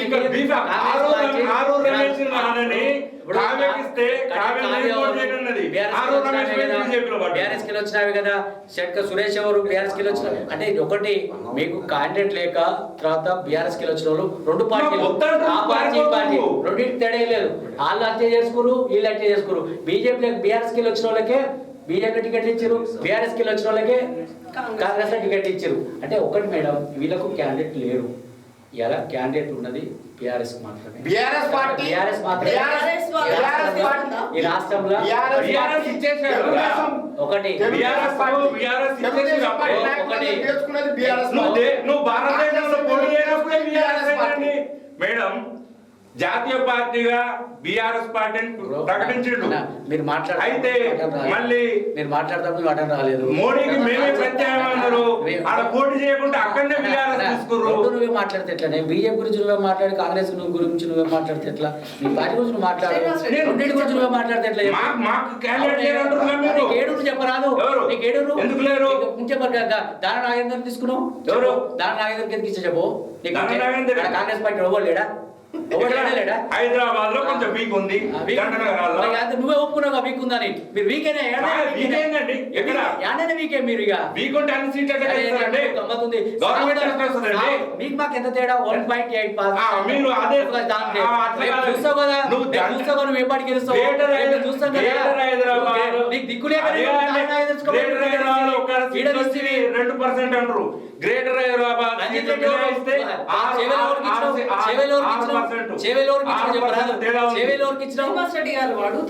ఒకటి మేడం, వీళ్ళకు క్యాండిడేట్ లేరు. క్యాండిడేట్ లేక మా దాంట్లోకి తీసుకుపోయిన వాళ్ళు వచ్చిన వాళ్ళు క్యాండిడేట్ ఇచ్చారు.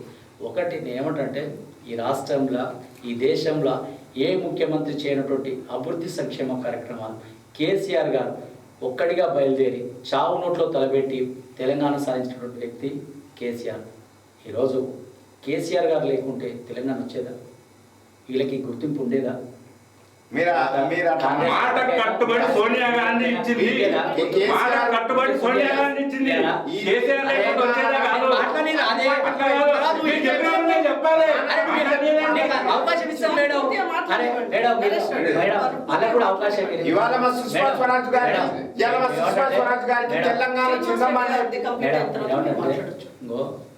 తెలంగాణ రాష్ట్రం పోరాటాలతోటి, కొట్లాటలతోటి, తర్వాత అనేక మంది బలిదానాలతోటి ఈరోజు తెలంగాణ రాష్ట్రం ఏర్పడ్డది.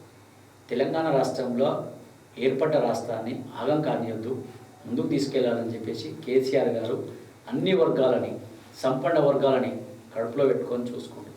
ఈరోజు ఏ ఒక్క వర్గం కాదు, ఆ వర్గం ఈ వర్గం కాదు. ఈరోజు ఇంత చెప్తుంది భారతీయ జనతా పార్టీ మేడం. నేనేమంటే హిందూ పేటెంట్ హక్కులు మాకే ఉన్నాయి, మాదే హిందుత్వ పార్టీ అని చెప్పినటువంటి భారతీయ జనతా పార్టీ ఈ దేశంలో ఎక్కడన్నా గుళ్ళో పనిచేసేటువంటి, గుళ్ళో పూజారి కానీ గుళ్ళో పనిచేసేటువంటి ఎవరికన్నా జీతాలు ఇస్తున్నాం మేడం. అదే కేసీఆర్ గారు తెలంగాణ రాష్ట్రంలో తర్వాత ప్రతి ఒక్క పూజారికి ఏదైతే ధూపదీప నైవేద్యాన్ని నోచుకున్నటువంటి దేవాలయాలకు డబ్బులు ఇచ్చి ధూపదీప నైవేద్య కార్యక్రమాన్ని కొనసాగిస్తుంది. తర్వాత ఇమాంలకు ఇస్తుంది. తర్వాత చర్చి పాస్తారు. అంటే ఈరోజు అన్ని వర్గాల ప్రజలను కట్టుబెట్టి చూసుకోవాలన్న సంకల్పంతో ఆ విధంగా ఉంది. ఇదే హిందుత్వ పేటెంట్ మాకే ఉన్నాయి అని చెప్పేటువంటి భారతీయ జనతా పార్టీ దేశంలో ఏ రాష్ట్రంలో అన్నా ఇన్ని రాష్ట్రాల అధికారులు ఉంది కదా. ఉత్తరప్రదేశ్ యోగి కావచ్చు, మహారాష్ట్ర ముఖ్యమంత్రి కావచ్చు, ఏక్నాథ్ షిండే కావచ్చు, తర్వాత రాజస్థాన్ ముఖ్యమంత్రి కావచ్చు, తర్వాత ఏ రాష్ట్రంలో గుజరాత్ కావచ్చు, ఇంతకు దేశ ప్రధాని నరేంద్ర మోడీ అందించినటువంటి గుజరాత్ రాష్ట్రం కావచ్చు, ఆ రాష్ట్రాలలో దేవాలయాల పూజాలకు జీతాలు ఇస్తున్నాం మేడం. ఒకసారి ఆలోచన చేయండి. నేను ఏమంటే పనా నేను క్రిస్టేట్ చేసలేదు. భారతీయ జనతా పార్టీ మేము రామాలయం కట్టినాం, తర్వాత మాదే పేటెంట్. రామాలయం అనేది అయోధ్య అనేది అందరి దేవుడు. అలా అయోధ్య నిర్మాణానికి నేను ఇచ్చిన డబ్బులు, వెంకటేశం గారు ఇచ్చిన డబ్బులు, మన అన్న ఇచ్చిన నరేష్ అన్న ఇచ్చిండు, అనేక మంది నల్గొండ మాజీ శాసనం కంచెల భూపారెడ్డి గారు ఇచ్చారు. అనేక మంది ఈరోజు యోగదానంతో, శ్రమదానంతో, అందరి యొక్క డబ్బులతోటి అయోధ్య భవ్యమైనటువంటి రామ మందిరం నిర్మాణం చేశారు. ఒక నరేంద్ర మోడీ అనుకుంటేనో, ఒక బీజేపీ అనుకుంటున్నో జరగలేదు. ఈరోజు దేశ అందరూ అనుకుంటే అక్కడ అయోధ్య మందిరం నిర్మాణం జరిగింది. ఆ అయోధ్య మందిర నిర్మాణాన్ని మేమే చేసినాం, మేమేని అనేది ఒకటి తప్పు అనుకోండి. ఎందుకంటే ఇలా తెలంగాణ రాష్ట్రంలో యాదగిరి లక్ష్మీనరసింహస్వామి దేవాలయాన్ని భవ్యమైన మందిరాన్ని తెలంగాణ రాష్ట్ర తొలి ముఖ్యమంత్రి కల్వకుంట్ల చంద్రశేఖరరావు గారు బ్రహ్మాండంగా నిర్మాణం చేశాడు. మేము ఎప్పుడు కూడా చెప్పలేదే, ఎప్పుడు కూడా ప్రచారం చేసుకోలేదు. ఎందుకంటే మందిరాలు అనేది అందరూ కట్టుకుంటాం, దేవుడు అనేది అందరి దేవుడు. తర్వాత ఈ ఒక్క అందరి, ఎందుకంటే విభిన్న మతాలు, విభిన్న జాతులు అందరం కలిసి ఉంటాం కాబట్టి దీన్ని ఎక్కువ. అదే ఇంత నరేంద్ర మోడీ గారు అంటున్నారు కదా, తెలంగాణ రాష్ట్రంలో భద్రాద్రి సీతారామచంద్రస్వామి దేవాలయం ఉంది, దానికి ఎందుకో రూపాయి ఇవ్వలేదు. అక్కడ సీతారామ ప్రాజెక్టు పెడుతున్నాం, జాతీయ హోదా ఎందుకు ఇవ్వలేదు. అంటే నీకు దేవుని మీద ప్రేమ ఉంటే, రాముని మీద ప్రేమ ఉంటే ఎందుకో చేయలేదు. తర్వాత మేమేమంటున్నాం, సీతారామచంద్రస్వామి ప్రాజెక్టుని జాతీయ హోదా ఇవ్వమని అడిగినాం, ఎందుకు ఇవ్వలేదు. అంటే మేము ఒకటి ఈరోజు భారతీయ జనతా పార్టీ చెప్పేది ఒకటి ఉంటుంది, చేసేది ఒకటి ఉంటుంది. కాబట్టి ఈరోజు భారతీయ జనతా పార్టీ కేవలం పనిచేసేది ఎవరికంటే ఆదానికి అంబానికి మాత్రం తప్ప ఈ రాష్ట్రంలో, ఈ దేశంలో ప్రజలకు చేసే కేవలం వాళ్ళ ఆస్తులు పెరుగుతున్నాయి, దేశ యొక్క సంపద తగ్గుతా ఉంది. అంటే ఈరోజు వాళ్ళకు దోచిపెట్టి దాచిపెడుతుంది వాడు ఆదాని అంబాని పెద్దగా చేస్తుంది. ఈరోజు చూస్తున్నాం మేడం, ఇలా ఆయన మీరేమన్నారు, దేశంలో మేము అధికారంలోకి వస్తే ప్రతి ఒక్కరి అకౌంట్లో జన్ధన్ ఖాతా 15 లక్షలు ఇస్తున్నారు. తర్వాత 2 కోట్ల సంవత్సరానికి 2 కోట్ల ఉద్యోగాలు ఇస్తున్నారు. ఆ ఉద్యోగాలు ఎట్టిపోయింది. తర్వాత ఈరోజు జన్ధన్ ఖాతాలు ఎట్టిపోయినాయి, 15 లక్షల రూపాయలు ఎట్టిపోయినాయి. మీకు వచ్చిందా మేడం 15 లక్షలు వేసిరా మీకు, మీ కుటుంబంలో ఒకటి నిరుద్యోగాన్ని రూపుమాపడం కోసం ఏదో ఒక ఎజెండా తర్వాత ఎత్తుకొని కోట్ల జన్ధన్ ఖాతాలు దేశ ప్రజలకు మేడం ఈరోజు పేదరికాన్ని నిర్మూలన చేస్తున్నాం, దేశంలో ఉన్న పేదరికాన్ని నిర్మూలిస్తాం. ఇవాళ మీరే చెప్తారు, ఏమంటారు 80 కోట్ల మంది పేదలకు మేము ఉచితంగా బియ్యం ఇస్తుంటారు. అంటే మీరేంది, మీరే ఒప్పుకుంటున్నారు అంటే ఇంకా 80 కోట్ల మంది ఇవాళ పేదలు.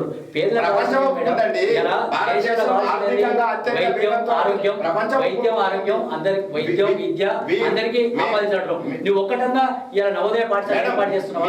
అదే కేసీఆర్ గారు తెలంగాణ ముఖ్యమంత్రి కేసీఆర్ గారు వరుసల పాఠశాలలు ఏర్పాటు చేసి అనేక మంది విద్యార్థులకు అయోధ్య గురించి మాట్లాడే కేసీఆర్ గారు అయోధ్య గురించి చెప్పే హక్కు, అయోధ్య గురించి మాట్లాడే హక్కు కేవలం బీజేపీ పార్టీలోనే ఉంది.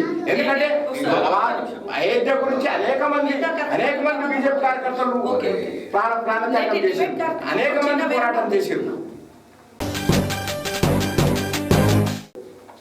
నరేష్ రెడ్డి గారు, రఘువీరెడ్డి గారి విజయానికి మంత్రులు కోమటిరెడ్డి వెంకటరెడ్డి గారు, ఉత్తమ్ కుమార్ రెడ్డి గారు ఎలా సహకరిస్తున్నారు? చాలా మంచిగా సహకరిస్తున్నారు. రఘువీరెడ్డి గారికి టికెట్ ఇవ్వాలని ఇద్దరు మంత్రులు కూడా ప్రపోజల్ చేసిండ్రు, ప్రతిపాదన చేసిండ్రు ముందుండి. ఉత్తమ్ కుమార్ రెడ్డి గారే ఇన్ఛార్జ్. ఇక్కడ నల్గొండ జిల్లా కేంద్రంలో మంత్రిగా ఆయనకు రఘువీరెడ్డి గారికి పూర్తి ఆశీర్వాదాలు ఉన్నాయి. సమన్వయంతో నడుస్తుంది. రఘువీరెడ్డి గారు వివాదాలకు అతీతమైన అభ్యర్థి. వారి ప్రచారంలో పాల్గొన్న సందర్భం ఏం కనబడట్లేదు కదా ఉత్తమ్ కుమార్ రెడ్డి గారు ఎక్కడ కూడా. ప్రతి మండల కేంద్రంలో సమావేశాలు అవుతున్నాయి, ప్రతి దాంట్లో వస్తున్నాడు. వెంకటరెడ్డి గారికి సికింద్రాబాద్ ఇన్ఛార్జ్ ఇచ్చారు కాబట్టి నల్గొండ కేంద్రంలో నామినేషన్ వచ్చిండ్రు వేసి ఇచ్చారు. మొన్న నల్గొండ కార్యకర్తల సమావేశం ఏర్పాటు చేసి 3 రోజుల క్రితం అతనికి వెంకటరెడ్డి గారికి సికింద్రాబాద్ బాధ్యతలు అప్పగించారు కాబట్టి పర్యవేక్షిస్తుంటారు. ఉత్తమ్ కుమార్ రెడ్డి గారు పూర్తి స్థాయిలో అసలు బీఆర్ఎస్ మాటే లేదు, అసలు ఆ గాలి కూడా లేదు అంటున్నారు. సో ఇలాంటి క్లిష్ట పరిస్థితుల్లో మరి ఎన్ని స్థానాలని మీరు ఎక్స్పెక్ట్ చేస్తున్నారు? ఒకటి మేడం, అజ్ఞానులు, జ్ఞానం లేని వాళ్ళు, తెలివి తక్కువలు, తెలివి లేని వాళ్ళు మాట్లాడేటువంటి మాటలు అది. ఈరోజు తెలంగాణ రాష్ట్రంలో కేసీఆర్ గారు బయలుదేరితే ఒక్కొక్కరికి చెమటలు పడుతున్నాయి. కాంగ్రెస్కు, ఇటు బీజేపీకి. చూసిరుగా మీరు, మన మిరాడంకి వచ్చిండు, సూర్యాపేటకు వచ్చిండు.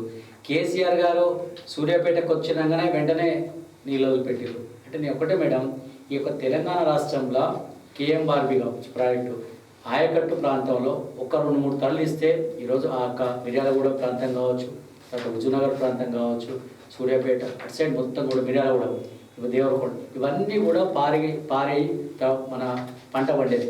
ఈరోజు దాదాపు 300 కోట్ల రూపాయల పంట నష్టం జరిగింది ఒక కాంగ్రెస్ పార్టీ వైఫల్యం వల్ల. ఆనాడు కేసీఆర్ గారు అధికారులు ఉన్నప్పుడు 508 అడుగులు నీళ్ళు ఉన్నప్పటికీ కూడా నీళ్ళు ఇచ్చినాం. తర్వాత రైతులందరూ కూడా ఆనందంగా చెరువులు నింపినాం. ఈరోజు ఎందుకు కాంగ్రెస్ పార్టీ 515 అడుగుల నీళ్ళు ఉన్నప్పటికీ కూడా నీళ్ళు ఇచ్చిపెట్టలేదు? అంటే కాంగ్రెస్ పార్టీకి ఒక రైతుల పట్ల ఏమాత్రం చిత్తశుద్ధి లేదు. తర్వాత ఈరోజు ఒకటి, బీఆర్ఎస్ ద్వారానే ఈ రాష్ట్రం అభివృద్ధి చెందుతుంది, బీఆర్ఎస్ ద్వారానే ఈ రాష్ట్రం ముందుకు పోతుంది. రైతన్నలు కోరుకుంటున్నారు, మహిళలు కోరుకుంటున్నారు, యువకులు కోరుకుంటున్నారు, ఆటో కార్మికులు రిక్షా దొక్కే కాంచి పైలట్ నడిపేదాకా ఆయన దాకా కూడా ఈరోజు బీఆర్ఎస్ ద్వారానే ఈ రాష్ట్రం అభివృద్ధి జరిగిందని చెప్పేసి విశ్వసిస్తున్నారు, నమ్ముతున్నారు. ఇంకొకటి, స్వతహాగా రైతు కంచెల కృష్ణారెడ్డి గారు. కంచెల కృష్ణారెడ్డి గారు అయితేనే పేదింటి రైతు బిడ్డ కంచెల కృష్ణారెడ్డి గారు. కంచెల కృష్ణారెడ్డి అయితేనే రైతు బాధలు తెలుస్తాయి. స్వతహాగా వ్యవసాయం చేసే వ్యక్తి, ఆయనకైతేనే రైతు యొక్క పడ్డ కష్టాలు తెలుసు, ఏదైతే రైతుకు ఏం చేయాలో తెలుసు. తర్వాత రైతు యొక్క ఆయన గెలిచి ఒకటే చెప్తుండు, ఏదైతే జాతీయ ఉపాధి హామీ ఉందో రైతుకు అనుసంధానం చేయాలని కోరుతున్నాం మేము. ఎందుకంటే జాతీయ ఉపాధి హామీ పెట్టడం వల్ల తర్వాత రైతుకు అనుసంధానం చేయడం వల్ల వ్యవసాయానికి అనుకూలంగా ఉంటుంది. ఇంకొకటి, మీరు అంటున్నారు కాంగ్రెస్ పార్టీ కావచ్చు, బీజేపీ కావచ్చు, ఏమంటున్నాయి, బీఆర్ఎస్ ఏం చేయాలంటున్నారు. బీఆర్ఎస్ ఏం చేయకుంటే ఇంత పెద్ద రాష్ట్రం వచ్చేదా? తర్వాత ఈ యొక్క రాష్ట్రం ఏర్పడేదా? ఇంకోటి, ఏర్పడ్డ రాష్ట్రంలో అన్ని వర్గాల ప్రజలకు అన్ని రకాల మౌలిక సదుపాయాలు కల్పించినటువంటి వ్యక్తి కేసీఆర్ గారు. ఈరోజు చూస్తున్నాం, దళిత బంధు ఇచ్చినాం, బీసీ బంధు ఇచ్చినాం, తర్వాత ప్రతి ఒక్క గ్రామంలో శ్మశాన వాటికలు నిర్మాణం చేసినాం, తర్వాత వైకుంఠ ధామాలు నిర్మాణం చేసినాం. ప్రతి గ్రామం కూడా శుభ్రంగా ఉండాలి, తర్వాత మంచిగా ఉండాలని చెప్పేసి ప్రతి ఒక్క గ్రామానికి ట్రాక్టర్ ఇచ్చినాం.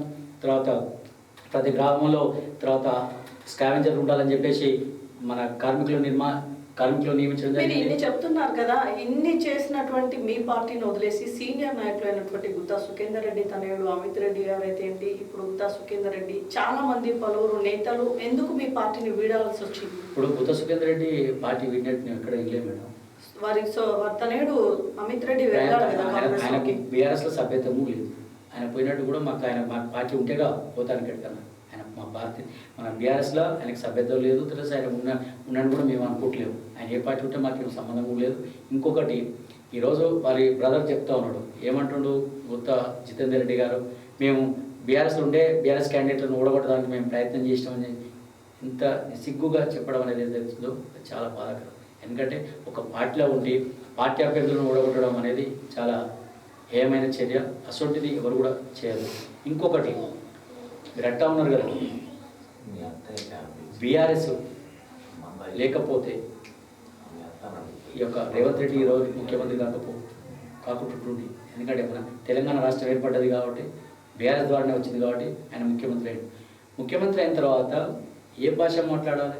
ఎవరన్నా దాన్ని ప్రజలు సమ్మతిస్తారా?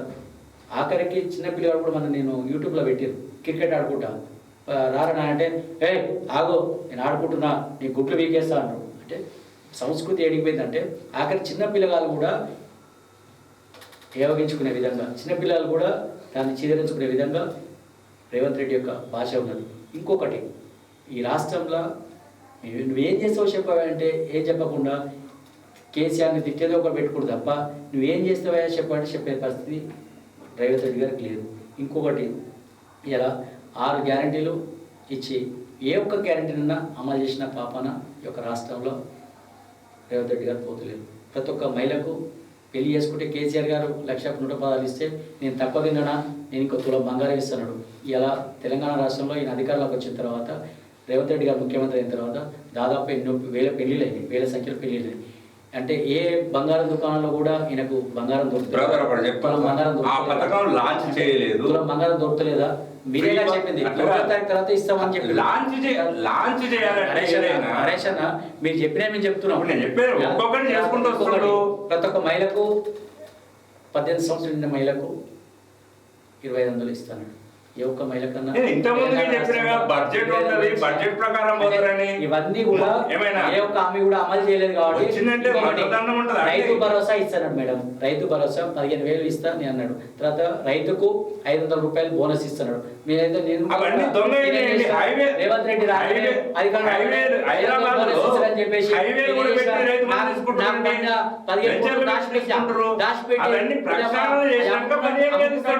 అమ్ముకుంటట్లేదు.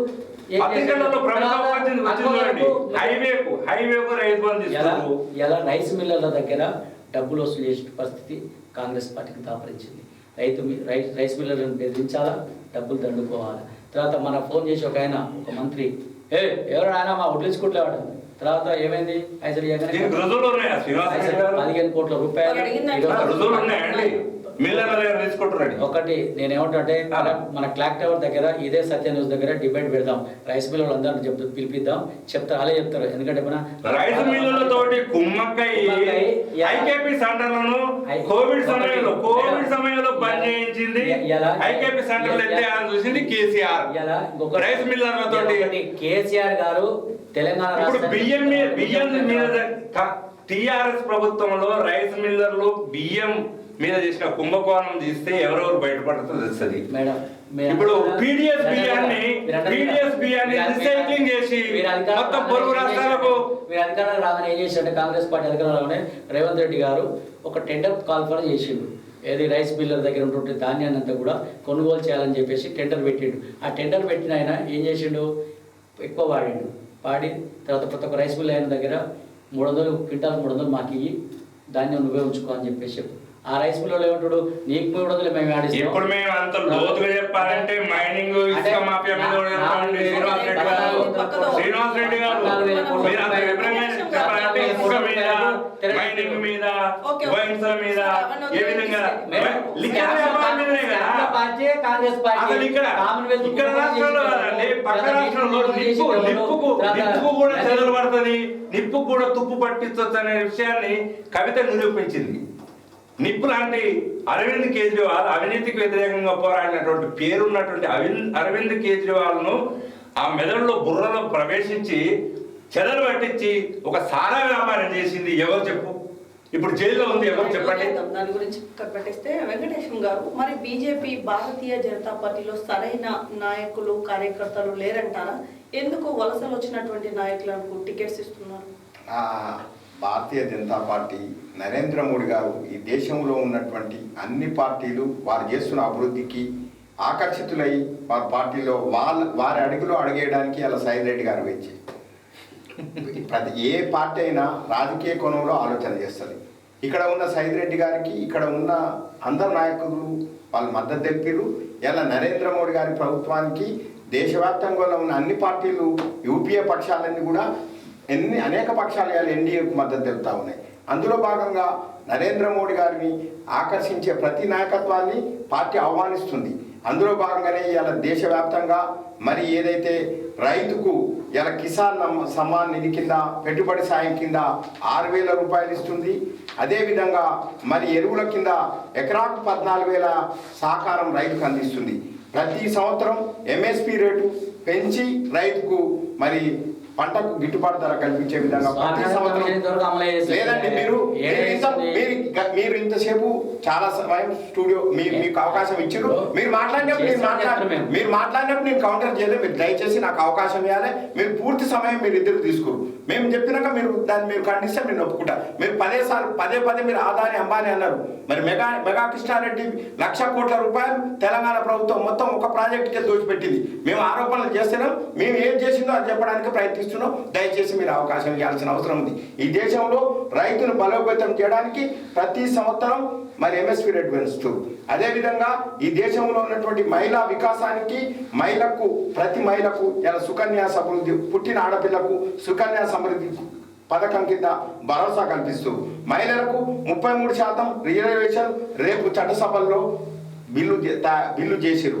ఈ విధంగా మహిళా వికాసం, అదేవిధంగా దేశంలో స్టార్టప్ ఇండియా అనే ఒక ప్రోగ్రాం పెట్టి మహిళలకు 75% అవకాశం కల్పించింది.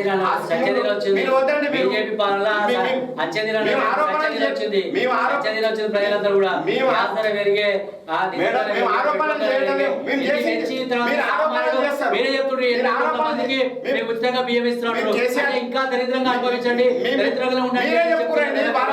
కాంగ్రెస్ వాళ్ళు అభివృద్ధి చేసినానికి మీరు చెప్పారు, వీరు అభివృద్ధి చేసిన వారు చెప్పారు. మేము చెప్పండి, మేము అవన్నీ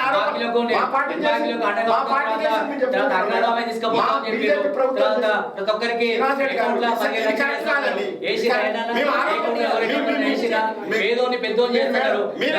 నల్లధనం తీసుకొచ్చి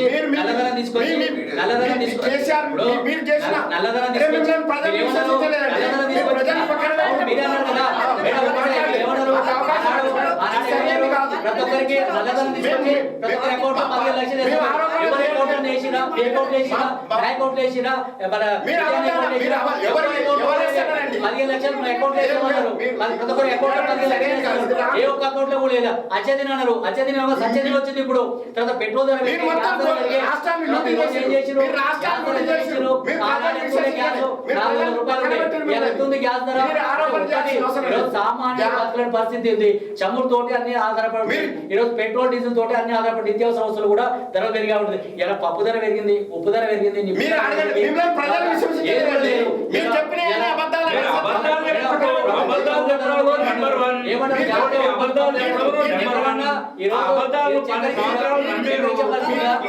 ఇక్కడ కూడా లేదు చెప్పి ఎక్కడ కూడా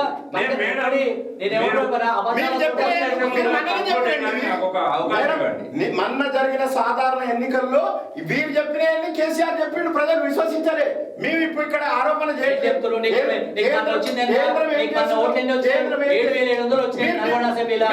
పార్లమెంట్ ఎన్ని వచ్చినాయి?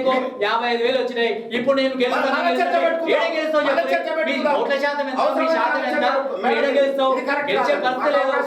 జనతా పార్టీ అధికారంకి వచ్చేది లేదు. ఇక్కడ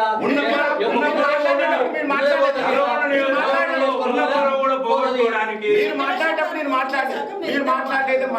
మీరు స్టూడియోకి వచ్చినప్పుడు మా పార్టీకి కూడా అవకాశం ఇవ్వాలి. వారు మాట్లాడినప్పుడు నేను మాట్లాడలేదు. కంటిన్యూ చేయండి. మేము ఒకటే మేడం, భారతీయ జనతా పార్టీ అభ్యర్థులు లేక బీఆర్ఎస్ గెలుచుకుంటున్నారు. ఇలా బీజేపీలో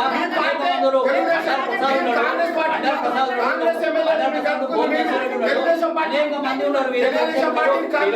ఈరోజు భారతీయ జనతా పార్టీ క్యాండిడేట్లు పార్టీలో పనిచేసిన వాళ్ళకి ఇవ్వకుండా బయట పార్టీ నుంచి వచ్చిన బీజేపీ ఆయన గుర్తిస్తలేరు. బీజేపీ ఎవరు కూడా ఆయన పట్టుకోలేరు.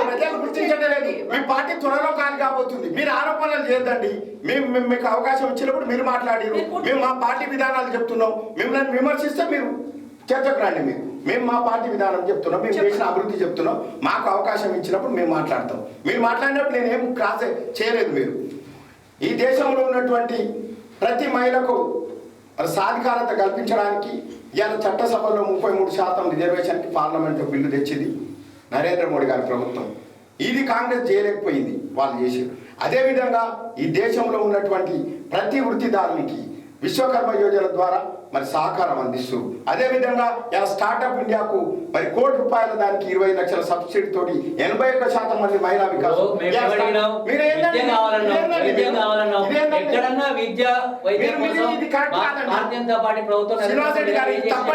నవోదయ పాఠశాల ఇక్కడ విద్యార్థులు చదువుకోవద్దా? ఎక్కడ నవోదయ పాఠశాల ఒక్కరైనా విద్యార్థి కావద్దా? ఒక్కరైనా మెడికల్ కాలేజ్ ఇచ్చిన తెలంగాణ రాష్ట్రానికి కంటిన్యూ ఇల్లు ఇవ్వలేకపోయిన వాళ్ళు మీరు మిమ్మల్ని ప్రజలు పక్క పెట్టిరు. మీరు మరి అదే విషయం పదే పదే చెప్పాలి. మూడోసారి ప్రభుత్వం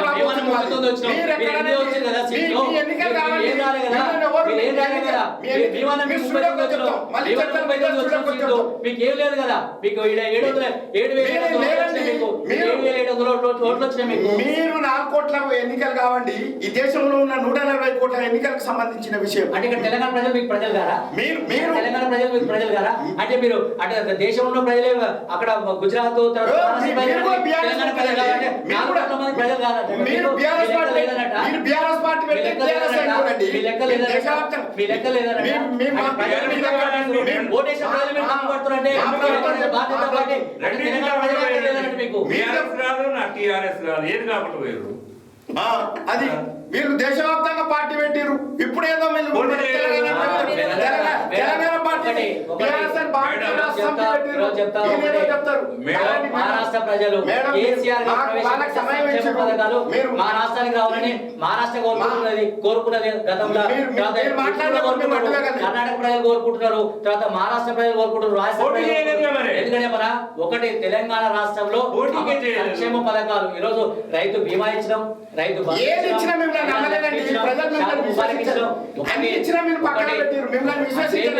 లేదు. ప్రజలు మాకు బ్రహ్మాండంగా ఓట్లు వేసారు. తర్వాత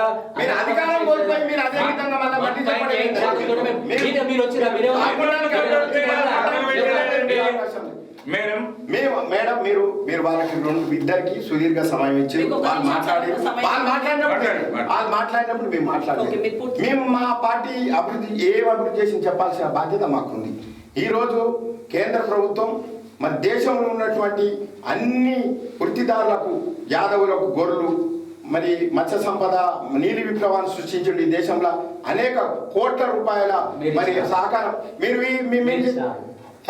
చెప్పు మత్స్యకారులకు. ఈరోజు మత్స్యకారులని గొప్ప చేసింది కేసీఆర్ గారు. ఈ రాష్ట్రంలో మత్స్య సంపద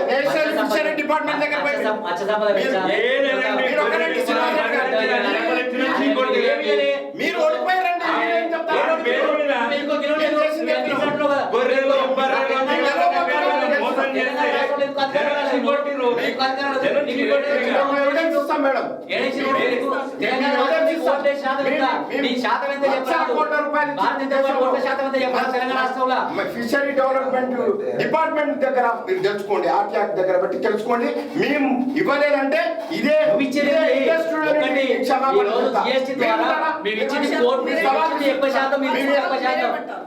క్షమాపణ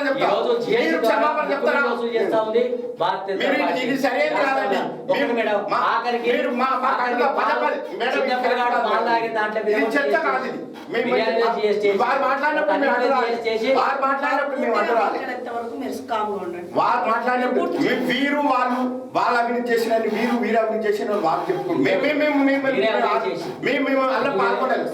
ఆదానికి అమ్మాయిని దోషపెట్టింది భారతీయ జనతా పార్టీ. ఆదానికి అమ్మాయిని దోషపెట్టింది భారతీయ జనతా పార్టీ. మీ దాంట్లోనే కదా పారిపోయింది. మేము పట్టుకోస్తామని చెప్పి పట్టుకోవాలి కదా, వాళ్ళకే మళ్ళీ రాయితీలు ఇస్తుంది. మీరు ఓన్ కన్నా ఒక లోన్ ఇవ్వకపోతే కానీ వాళ్ళు లక్షల కోట్లు ఎగ్గొట్టవచ్చు. ఏదైతే మీరు ఎందుకు చెప్తారండి? మిమ్మల్ని రాష్ట్ర ప్రజలు అధికారం నుంచి మాకు అవకాశం ఇవ్వాలి. ఈ దేశంలో ఉన్నటువంటి ప్రతి వృత్తిదారునికి కేంద్ర ప్రభుత్వం అనేక పథకాలు పెట్టింది. మత్స్య సంపద డెవలప్ చేయడానికి నీలి విప్లవం సృష్టించింది. యాదవులకు, గొర్రెలకు కమిషన్ ఇచ్చింది.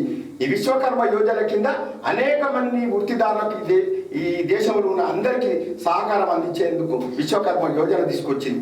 ఈ దేశంలో ఉన్నటువంటి ప్రతి వ్యక్తికి సామాజిక భద్రత కల్పించడానికి 12 రూపాయలకే మరి ఇన్సూరెన్స్ సౌకర్యం కల్పించింది. ఈ శ్రమ కార్డు ద్వారా ప్రతి ఒక్క సామాజిక సంఘటిత కార్మికునికి ఇలా ఇన్సూరెన్స్ సౌకర్యం తీసుకొచ్చింది. ఈ దేశంలో ఉన్నటువంటి ప్రతి వ్యక్తి వికాసానికి అనేక మరి దగ్గర ముద్ర 31 కోట్ల మందికి ముద్రా లోన్ కింద ఇలా ఆర్థికంగా బలోపేతం చేసింది. ఇలా వీధి వ్యాపారులకు కూడా, చిన్న చిన్న వ్యాపారులకు కూడా 14 లక్షల మందికి మరి వీధి వ్యాపారులకు కూడా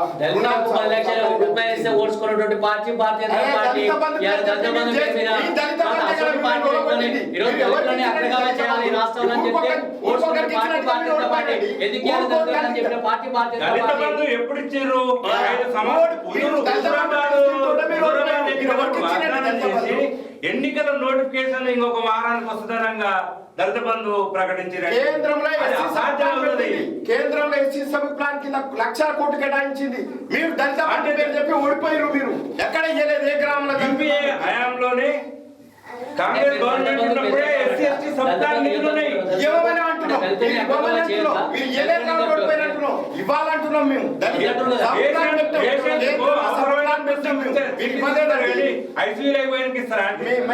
ఫైనల్ గా మేము మా పార్లమెంట్ అభ్యర్థి సైదిరెడ్డి గారు ఈ నల్గొండ పార్లమెంట్ లో ఫుడ్ ప్రాసెసింగ్ యూనిట్ ద్వారా మళ్ళీ తర్వాత డై పోర్ట్ ద్వారా 50,000 ఉద్యోగాలు యువకులు కల్పించే ఉద్యోగం లేదు. కిరణ్ చెప్పాలనుకుంటున్నాను. 50,000 మందికి ఉద్యోగాలు సైదిరెడ్డి 2 కోట్ల ఉద్యోగాలు ఇస్తున్నారు సంవత్సరానికి. ఆ 2 కోట్ల ఉద్యోగాలు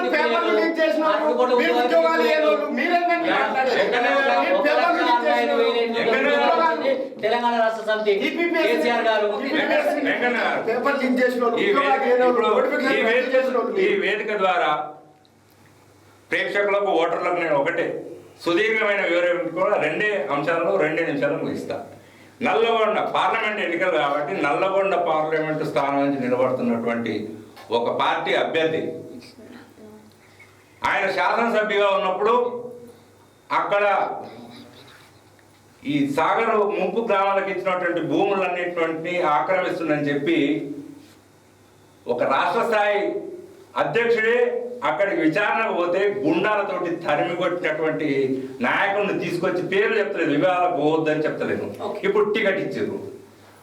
ఇప్పుడు టికెట్ ఇచ్చిన వాళ్ళు అప్పుడు అవినీతి చేస్తున్నామని ఆక్రమిస్తున్నామని పోయిన అక్కడికి గుర్రం కొడుకు అంటే అప్పుడు ఏ పార్టీలో ఉన్నాడు?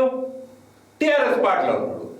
అంటే టీఆర్ఎస్ పార్టీ ద్వారా దోపిడీ చేసిండు, నువ్వు ఆరోపించిన దోపిడీ చేసినావని మళ్ళీ ఈరోజు టికెట్ ఇచ్చినావు. అదొకటి. అది అతను గెలిచే సమస్య లేదు. ఈ బీజేపీ పార్టీకి నల్లగొండ పార్లమెంటు పరిధిలో ఎన్ని ఓట్లు వచ్చినాయో తెలుసు, ప్రతిసారి ఏం జరుగుతుందో తెలుసు. ఇంకొకటి జాతీయ స్థాయిలో ఒకటి చెప్తాను నేను. మోడీ గారు గ్యారంటీ అంటారు. బీజేపీ గ్యారంటీ ఉండాలి కానీ మోడీ గ్యారంటీ ఏంటి? మీరు రావద్దు అని చెప్పినండి. మోడీ గ్యారంటీ అంటున్నారు. ఇప్పుడు 3వ అది ఎన్నికలకు వచ్చినప్పుడు ఏం చెప్పాలి? ఈ 10 సంవత్సరాలు నేను ఈ కార్యక్రమాలు చేసిన, మళ్ళీ మాకు ఈ 5 సంవత్సరాలు కాదు ఇంకొక 5 సంవత్సరాలు ఇవ్వండి అని చెప్పుకోవాలి. చెప్పినాయి. ఈ 10 సంవత్సరాలు చేసిన ఏదైనా చెప్తున్నా ఒకటే మోడీ గ్యారంటీ. గ్యారంటీ అంటే ఏంటి? విశ్వసనీయత ఉన్నప్పుడు ఒక వ్యక్తి బ్యాంకు కానీ ఏదైనా పంచాయతీలు కానీ వస్తే ఆయన నేను చెప్తున్న పాయింట్ అది అవుతుంది. ఈయన అంత విశ్వసనీయత మనిషా? 2014లో సంవత్సరానికి 2 కోట్ల ఉద్యోగాలు ఇస్తానన్నాడు. 9 సంవత్సరాల్లో 18 కోట్ల ఉద్యోగాలు రావాలి. ఈ ప్రైవేట్ రంగాన్ని ఈ ప్రభుత్వ రంగ సంస్థలను ప్రైవేటీకరణ చేసి ఉన్న ఉద్యోగాలు కూడా మిగిలిండు. నీకెందుకు? ఇప్పుడే బిఎస్ఎన్ఎల్ ఉంది, అది ఉందా ఆ సంస్థ? కాంగ్రెస్ పార్టీ కానీ తర్వాత వచ్చిన ప్రభుత్వాలు కానీ పబ్లిక్ రంగ సంస్థలు ఎన్ని స్థాపించినాయి, వాటిని ఎన్ని అమ్మిండు? అసలు మేము సంపాదించకపోతే మీకు అమ్ముకోవడానికి లేదు, అన్ని అమ్ముకుంటాం. నేను చెప్తాను బిఎస్ఎన్ఎల్ ఎక్కడ ఉంది చెప్పండి. మేము ప్రభుత్వ నీకు ఎక్కడ? నీకు జియో టాటా ఇంకొకటి చెప్తాను. కంప్లీట్ చేయండి. ఇప్పుడు ఇంతకు ముందుకు మన మిత్రుడు చెప్తున్నట్టు లక్షల కోట్ల వ్యాక్సిన్లు ఇచ్చినాడు. కోవిషీల్డ్ దాని ద్వారా ఇచ్చిండు. వాళ్ళు బాండ్లు ఇస్తే వాళ్ళకు అనుమతి ఇచ్చిండు. ఆ సంస్థ వల్లే ఇప్పుడు మేము ఇచ్చిన వ్యాక్సిన్ ద్వారా సైడ్ ఎఫెక్ట్స్ వస్తున్నాయి అంటున్నారు. రైతులకు రెట్టింపు ఆదాయాన్ని ఇస్తాడు. వాళ్ళు 14 నెలలు ఢిల్లీ సరిహద్దుల్లో సమ్మె చేస్తున్నప్పుడు పట్టించుకోలేదు. పూర్తి కాలేదు.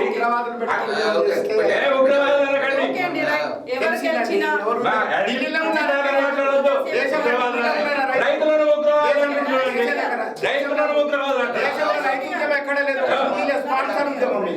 ఓకే అండి. ఎవరు గెలిచినా ప్రజలకు సేవ చేస్తూ ప్రజల ఆదరణ అసలు రామాలయం భూదందా చేస్తుంది బీజేపీ పార్టీ. కాంగ్రెస్ ప్రభుత్వం. ఓకే సార్, మంచిది. ఎండలను లెక్క చేయకుండా ప్రచారంలో దూసుకుపోతున్నామని 3 పార్టీల నాయకులు తమ పార్టీనే గెలుస్తుందని ధీమాతో ఉన్నారు.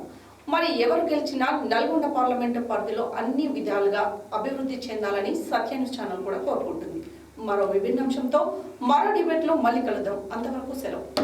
Stay tune to Satya news. జనం కోసం, జాగృతి కోసం మన ఛానల్ సత్య న్యూస్ ఛానల్.